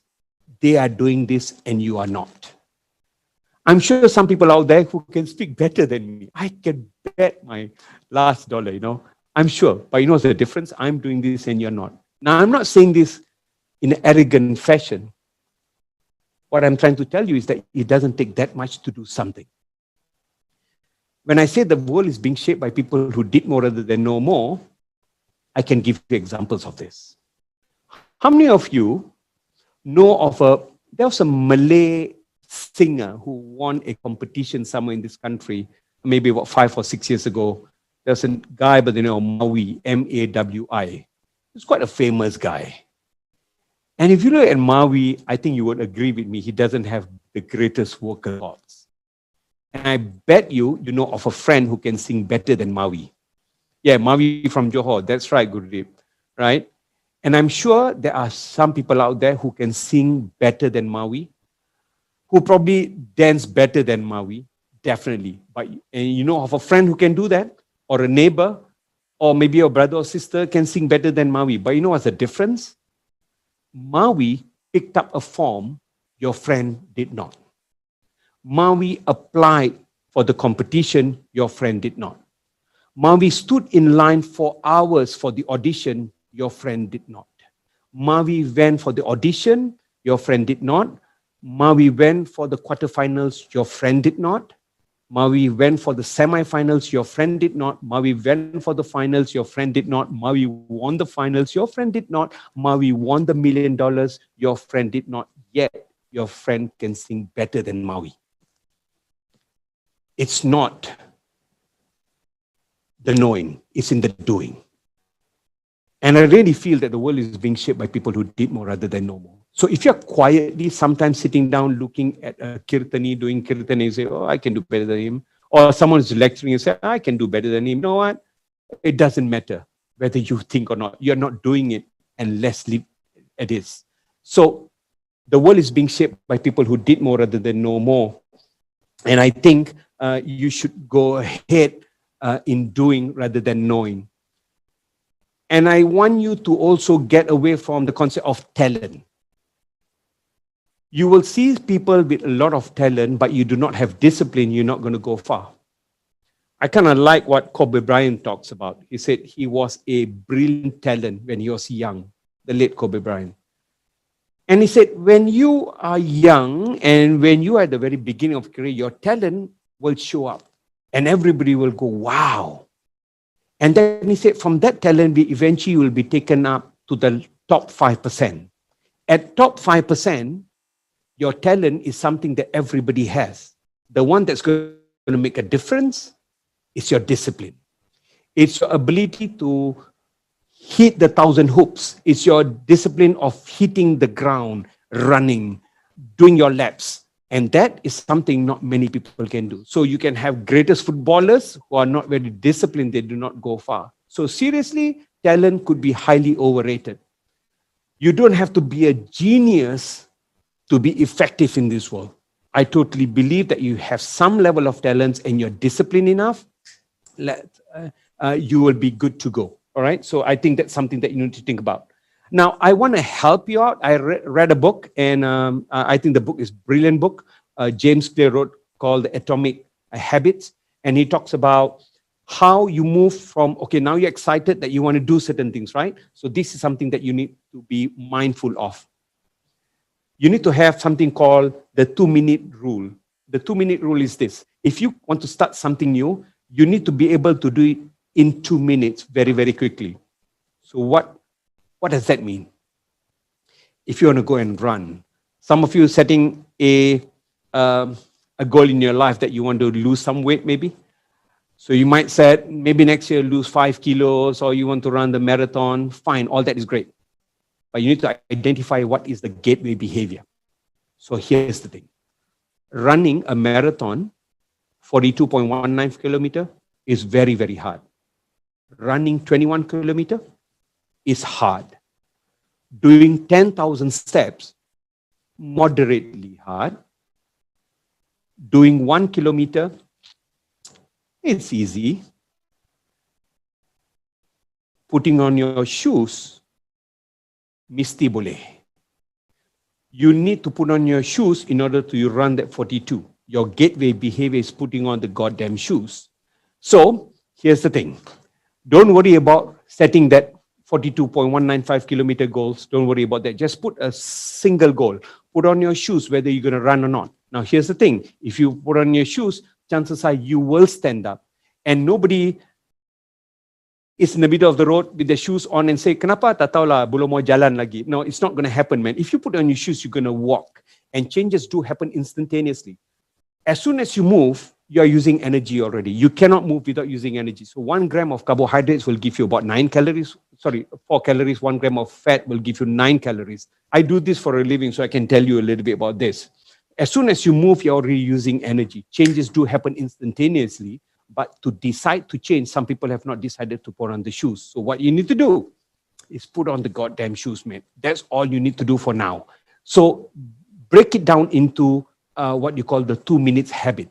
So if you want to be a tabla player, which I think some of you saw my very pathetic tabla playing, I used to play some, but I can definitely do better. So the reason why I don't practice is because the tabla is in the cupboard in a bag. So if I want to make it easily accessible, I have to have tabla not in the room. It has to be where I sit most of the time. So if it's in the hall, put it there, because if it's there, chances are I will drum a little bit. So make it easy. Put up a system that will make it easily done. So if you do your yoga, make sure your yoga mat is not somewhere in the room. It should be already out there so that it's accessible. So it's called the 2 minutes rule. That's one. And something that you think about is don't break the chain. DBTC was created by Jerry Seinfeld. You know who Seinfeld was? Seinfeld was the first comedian who made $1 billion USD through his show. And someone asked him about how is it that you become so successful. And he said, you know what? Every day write a joke. I don't care whether you got the idea or not. Every day write a joke. And he said, come up with a wall calendar. And for 21 weeks, right? So 21 weeks will be about 5 weeks over, 5 months over, right? He said, every day I want you to tick. Whether the joke is funny or not, I just want you to write a joke. The idea here is to convince your brain that you are a writer. Whether the joke is funny or not, it doesn't matter. What you need to do is you need to go to the gym or you need to put on the shoes because your mind needs to be wired that I am a runner. Because when your identity changes, your results will be much more powerful. So don't break the chain. So whether you're running 10 steps or you're running 10 kilometers for that day, make sure you keep on putting on the shoes. So it's called don't break the chain. So number one, it should be easily done. Number two, don't break the chain for 21 weeks. The 21 days habit formation is the biggest lie. It was based on Maxwell Maltz's work on how it was in 1954 when someone asked how long you get used to your new face after plastic surgery, and the result was 21 days. It was based on a plastic surgery that you're getting used to a new nose, and it's about 21 days, but not a habit formation. So habit formation is at least about 5 to 6 months. So you do that diligently and you'll be okay. Now, I want to talk to you about one last bit. So I've got a lot of things that I want to share with you. I want to talk to you about the aggregation of marginal gains, or some people call it the law of tiny gains. What does this mean? It's like this. So here is mathematical calculation. I love using graph. Right? It's easy to understand. So if you want to be better, they say improve 1% a day. All right. So say for example, you are 1. All right, you're 1. If you do whatever you do, this is you, right? This is you. This could be improvement, or it could be reduction of your whatever your performance. Okay, it's improvement or reduction, and this is over time. So if you improve 1% a day, so mathematical calculation is simply this. I wish this was my idea. It's not. All right. So If you improve 1% a day, so you will be 1.01, right? This is 1% improvement.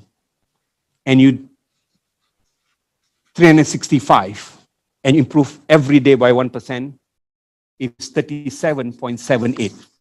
You become 37 times better than who you are when you started. That is, you improve 1% a day. But what if you reduce 1% every day? One reduction of 1% would be 0.99 with 365 is equal to 0.03, which means this is how your hold on, let me see, we got other markers. All right. So this is how it's going to look like. So if you improve by 1% a day, this is how your improvement is going to look like. But if you reduce, you're going to be looking something like this, which is almost touching zero. So all you need to master is the tiny gains. Now, this is not just a theory. This is what Sir Dave Brailsford, who actually helped the UK's cycling team win the Tour de France, I think 3 out of 5 or 4 out of 5 times from nowhere. He started looking into what you call aggregational of marginal gains. He said that if the team is going to win, we need to improve everything by 1%. He went to the extent of the weight of the bike, the number of dust particles on the gearing system, to teach the cyclists on how to wash their hands by advice of a surgeon so that they can reduce any transfer of bugs so that they don't get sick, to eventually individual diet, individual massage, to individual mattress and pillow so that they can have better sleep. If you can improve every facade of the cycling by 1%, we are able to produce amazing results. And the result was quite apparent that the team won 3 out of maybe 4 out of 5 of the Tour de France in the last few years. So do check out that video, and you just can type Dave Brailsford, Sir Dave Brailsford. They talk about the 1% improvement in our lives. So I think it would be a wonderful thing. So don't worry about making drastic changes. It's just becoming better. So waking up 5 minutes early, 10 minutes, 20 minutes, 30 minutes, eventually you can be one of the 5 a.m. club members, which is, there's a book written on how to be 5 a.m. club member. All right. Now that I've said all this, right, I want you to be aware one of the big things that a lot of people do, which is the illusion of progress. It's called action faking. What is action faking? So here's the thing. I want to write a book, and I was thinking of writing a book for quite a long time now. So the pandemic allowed me to sit down. So 10 years ago, I wanted to write a book. I never got around it, but eventually pandemic came and I sat down and I wrote a book. So I said, okay, first of all, I need to find my research material. So I got all my research material. I bought all the books. I got all the books, right? Then I thought, well, I need to have a quiet place. So I have a quiet place. I got my own studio so that nobody disturbed me. I got that already done. Temperature, it must be at about 22 degrees. I like it. I want to make sure that my table is good. I got a table which is slightly tilted, and I wanted a table lamp so that I can focus on my writing. I got that already. Then I wanted a chair that will be comfortable on my back. I got that already. And the chair must be on a carpet so that the chair doesn't roll easily. I got that already. And then some of you know that I write, I don't type that much. So I wanted to write. So I need to have my pencils, and even pencils, I got them already. I cannot have one. I need to have 12 because they all must be sharp all the time. I got the 12 pencils already. So I got my sharpeners, I got my pencils, I got my erasers, I got my tidbits, I got everything except for one. I've not even wrote a single word. Why? All the thing that I've done was actually pussyfooting around the most important thing I'm supposed to do.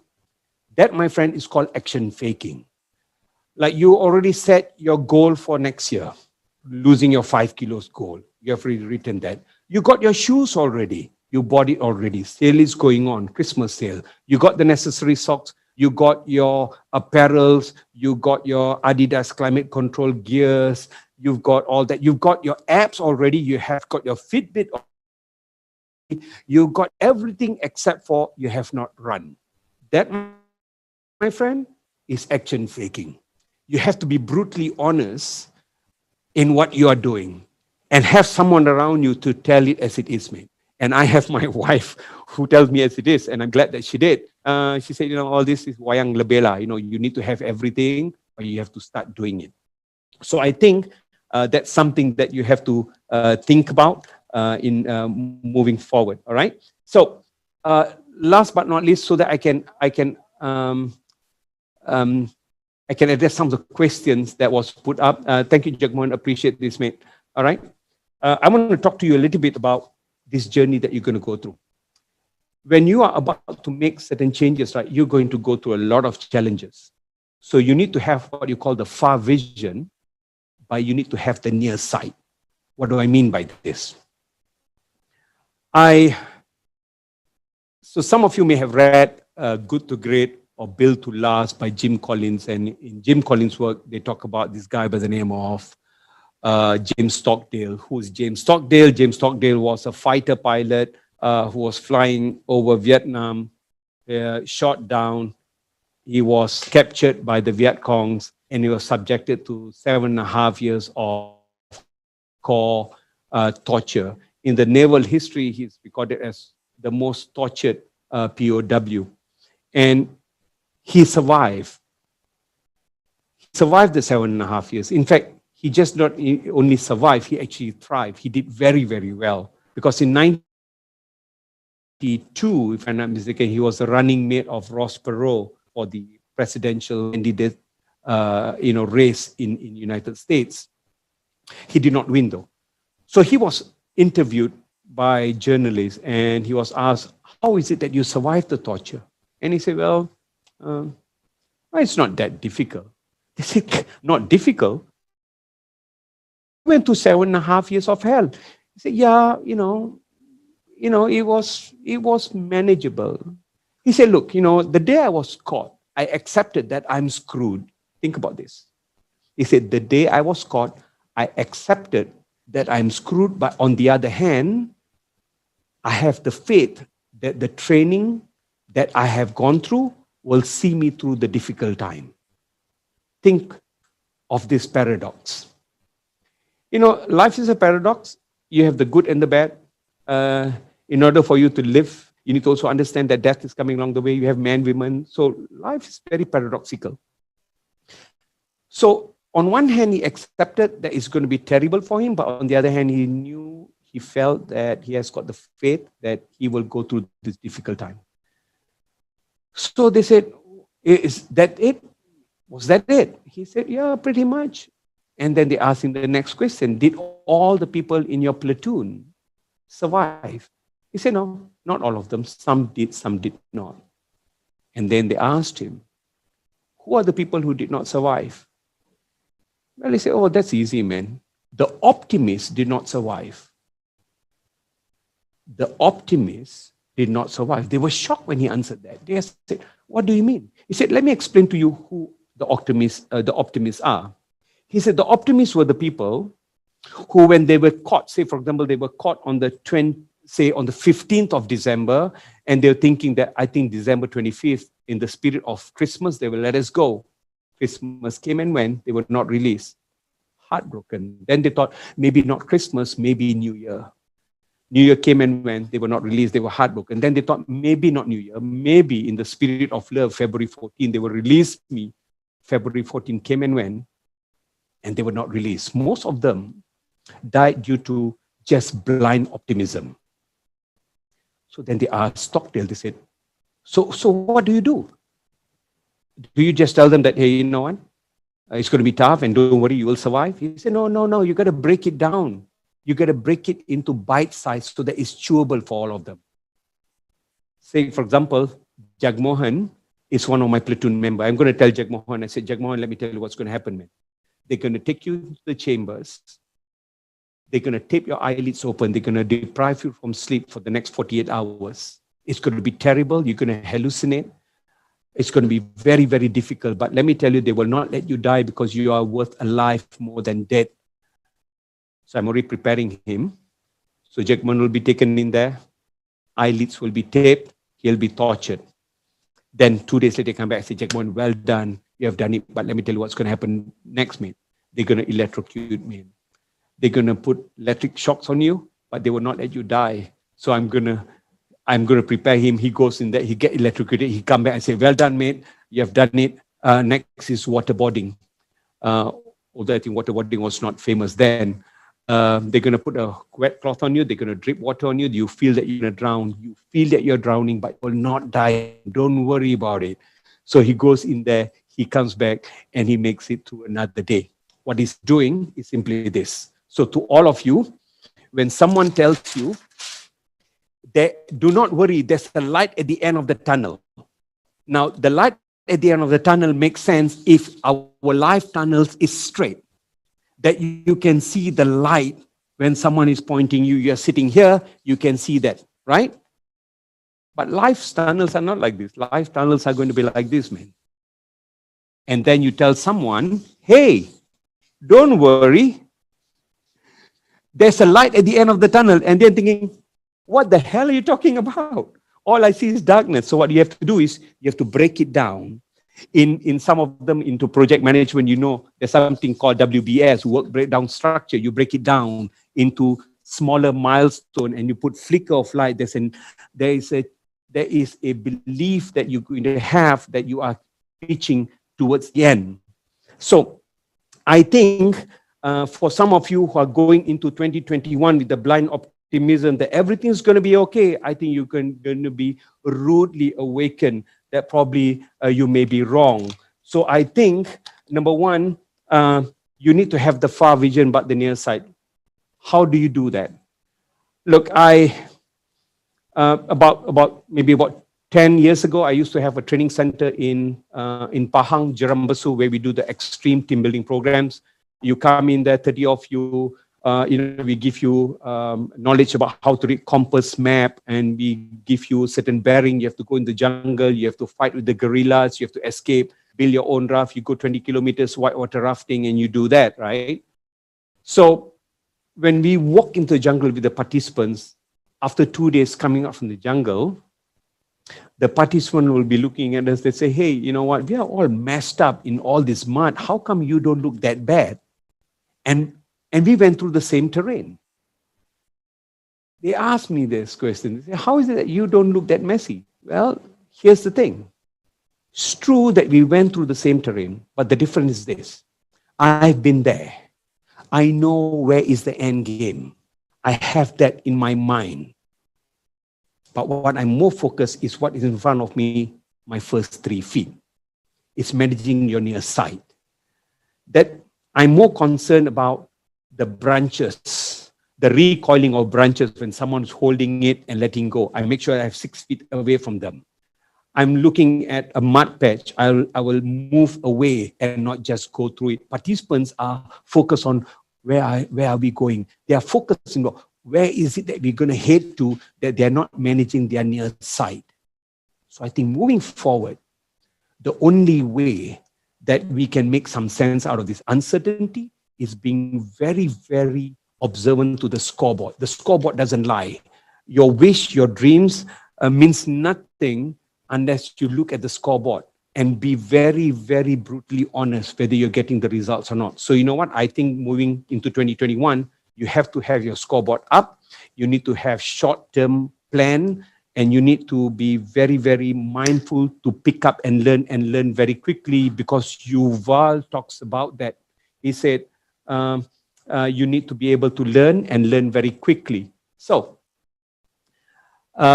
moving forward, I think that should be the game plan. And I think that's the way that we can make sense out of this uncertainty that we are facing right now. Look, mate, it is 4:15. I'm so sorry I took an extra 15 minutes of your time. I hope it has been useful. I try to share as much as I can. I had some difficulty in terms of coordinating my slides and stuff. So my presentation may have been hampered by some of that.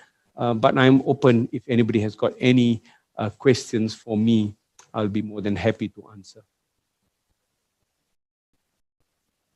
we can unmute if you want to. Is that okay, Sukhdev?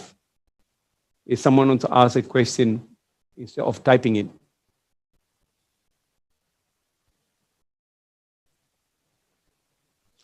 Any feedback on kids and handphone? Can we get away with it? Okay, here you go. Look, we are actually evaluating our kids based on value system that we find useful in the past. My 6-year-old can work the WhatsApp, can work the iPads better than I can. In fact, I think I'm not going to discourage her. I'm going to ask her to do more. However, I must find a way to get her out and do the things that children do. For example, she should be hitting the swimming pool. She should be learning how to climb the tree, which, by the way, during the pandemic, I actually taught Umid how to climb the tree, which is a skill that is long lost in a lot of people. I want her to be able to do that. And you know what? When she goes on the iPad, I want her to go crazy. I'll buy her the apps. You know why? Because in future, children will be working with couple of devices at one go. You and I cannot process that. We cannot process that. I think instead of worrying about it, I think you should be allowing that, but being mindful that they need to be able to go out there and function like a human. For example, we go for function, there's no phone, yeah? And we will go hard. If we have to take it away, we'll take it away. They might complain, they might throw this, but you know what? You need to become a parent, not just a friend. I think there's something that, people will very commonly say that, you have to be friends with children. No, your children have enough friends. They need parents. So some people will find an easy way out. No, I want to be friends with my kids. No, I want to be a father to my kid. We can be friends after that. I'm very friendly with my kids. Our language is quite colorful. We express ourselves. But they should never, ever forget that I'm a father first, a friend later. That's my belief system. And I'm totally okay if you have your own way of doing things and it's working for you. Question, is it useful or not useful for you to behave that way? If it's useful, carry on. If it's not useful, don't do it. Simple as that. That's the way I look at it. All right? Cool. Okay, first of all, we have a question from Nihal Shamsher Singh. Before you leave, sir, in your opinion, what is the one book anyone has to read? Oh boy, this is like asking, wow. I definitely think, I think you guys should read about the future of mankind. I just went through the few pages in this book right now, Homo Deus, and it's scary. Scary because technology was not an issue. Technology has always been there. But the fusing of technology and biotechnology is where it's scary. It is predictable that the first non-conscious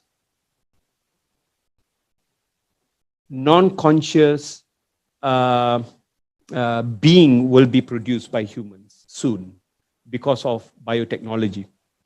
And I think that's interesting to know. Okay, so here's the thing. AI and biotechnology has been there for many, many years.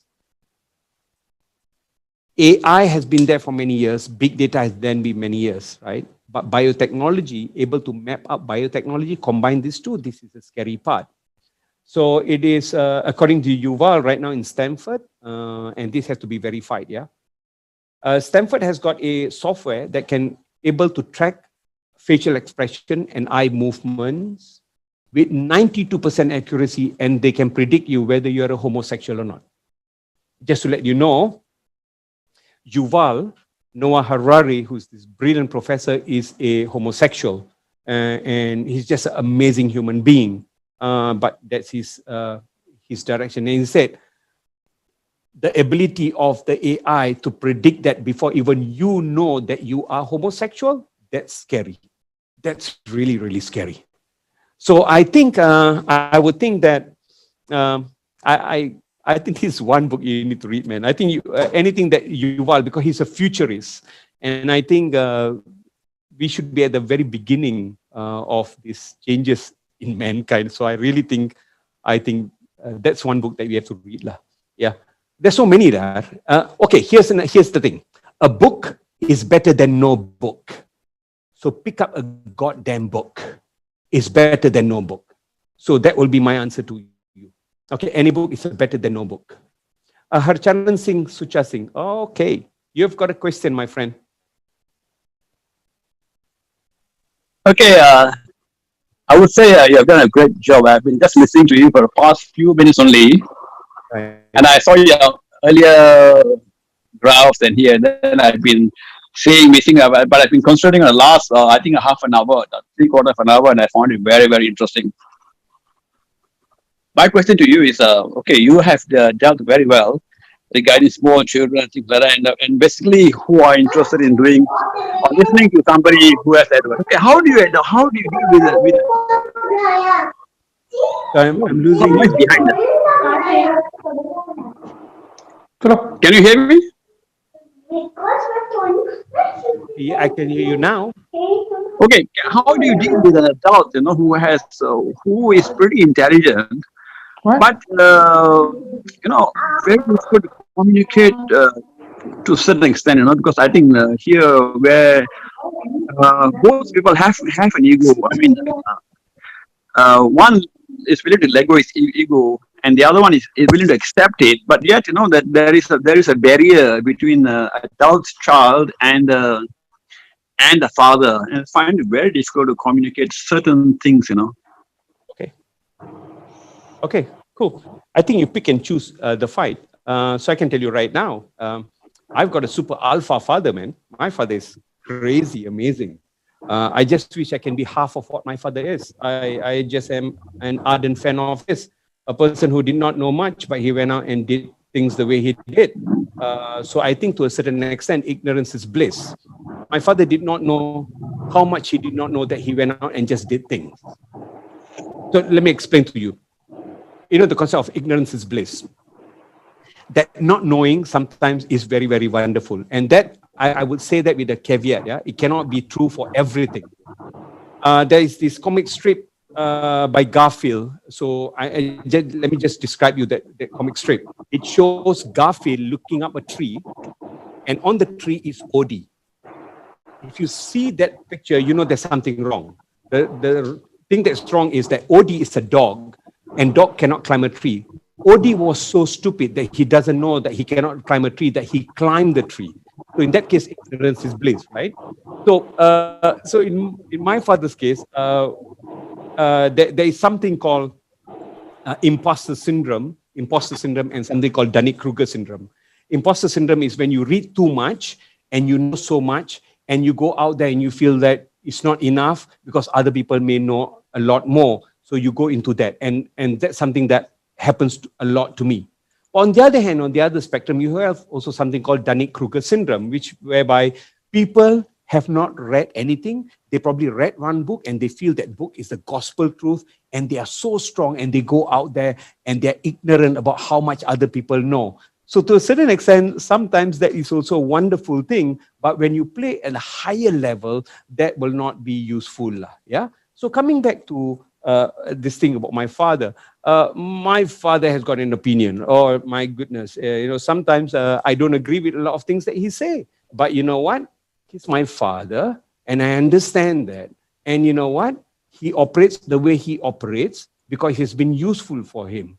I choose to pick and choose the kind of arguments I want to have with my father. If I don't agree with him, I will not even say anything. I just walk away. You know why? Because the relationship is more important than anything else. I don't have to be right because the relationship is important for me.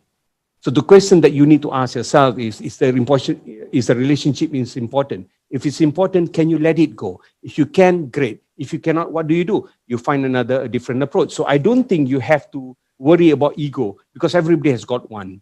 While I say don't need any recognition from my staff in my office, everybody call me by my first name, I must also tell you this, that when I go back home, I expect significance from my children because that's very important for me. In my first 2 slides, if I say central to what I do, I'm a father, because that seems to be the most significant thing in my life. I expect that significance from my children. So I think we have to let go the need to win and need to be right. Because you know what?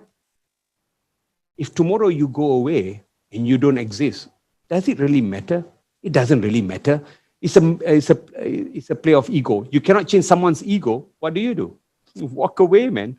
I don't think you have to win every fight and you have to be right all the time. Even if you have the rights to be right, sometimes, they say, you know what? It takes a great man to not to make any mistake, but it takes a greater man to make a mistake and willing to admit them. I think it makes you a better man. So that's the way I look at it, man. I don't think I have a right answer for you, but just that's my thought. Don't have to win all the time, man. Pick and choose your fight. Pick and choose.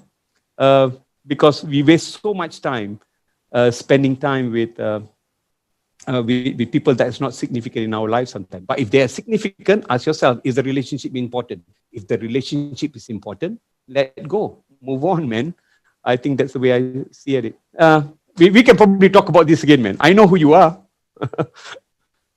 Okay, we have to close. Thank you, buddy.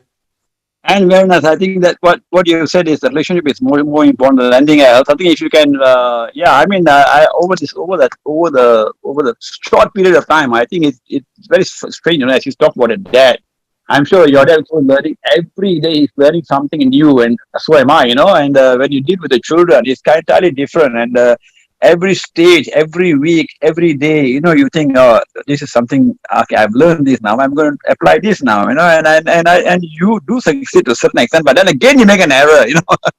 You'll be surprised. Sure. It goes on, and I think you're reaching your goal, lah. I think you're reaching your goal, but I don't know whether that particular person is responding to your approach. I hope he or she is approaching, lah. It's coming to think, and I think you showed me the relationship is more important than anything else. That is one point which you pointed up, and I think this is something which I had looked at everything else, but this particular relationship one, I didn't really look at it. Yeah. Okay. Correct. Thank you very much. Maybe I'll call you one of these days privately as well. I'll talk to you. Yeah. I'll be happy to talk to you, mate. And you know what? Okay. Yeah, and something that you made to think about, man. I think you should start making better mistakes. I think you have to make more sophisticated mistakes. I think you have to stumble and fall forward. I think you have to make mistakes and make a better mistake, so that, because mistakes we're going to keep on making. I hope you make better mistakes and make more sophisticated mistakes, man, than stupid ones. So I think that's the way we have to move. Yeah, maybe sometimes you don't have the time, sometimes you don't have time left to make those kind of mistakes again. You have enough mistakes in your life. And what you told me, that the relationship is very important. And I think I've already overcome a lot of things. And I think with this relationship one is one you just hit the thing on the thing, on the head, the nail on the head is what it is. And I think this one part I've not looked at it very well. I mean, of course, what you do sometimes you iron up something, to clear your ego. And I think sometimes you again come out with the ego there, because you're really you're a human being. I mean. Yeah, sure. You're a human being, and then you do tend. Okay, you think, maybe tomorrow will work better. I don't. Cool. Someone asked me a question. If one have grown in abusive household, parents fights, any tips how to progress? You know what? It's like this. Your parents fights, right? So parents fights. Some parents great relationships. Some people are not. You're an individual on your own. If it would be nice if everything is rosy, but you must understand this. Everybody has got a story. Yours could be an abusive household. Someone else probably grown up with a single parent, or some people are orphans. We all have stories, man. Be careful of the stories that you keep on repeating. That statement itself shows that you're holding on to the abusive household as being a central part of your life. If you repeat the same thing and again, you're going to get the same goddamn results. You don't like results, change your stories, change your narratives. You know what? I think I would love to talk to you, man. So, Dave Singh. Who's that? Hasmukh Daliwal. Yeah. So really, so be careful of the kind of narrative that you play in your mind every time. This is called a victim mindset. And I'm not a psychologist, neither am I trained in that field. But I can see by meeting so many people who come and tell me, I came from a family, saya tak kaya. I have to go through difficult times. Hey, you know what? I think you have to compare yourself to people who are worse off and not people who are better off. Whenever we talks about when you refer yourself as in whether you're privileged or not.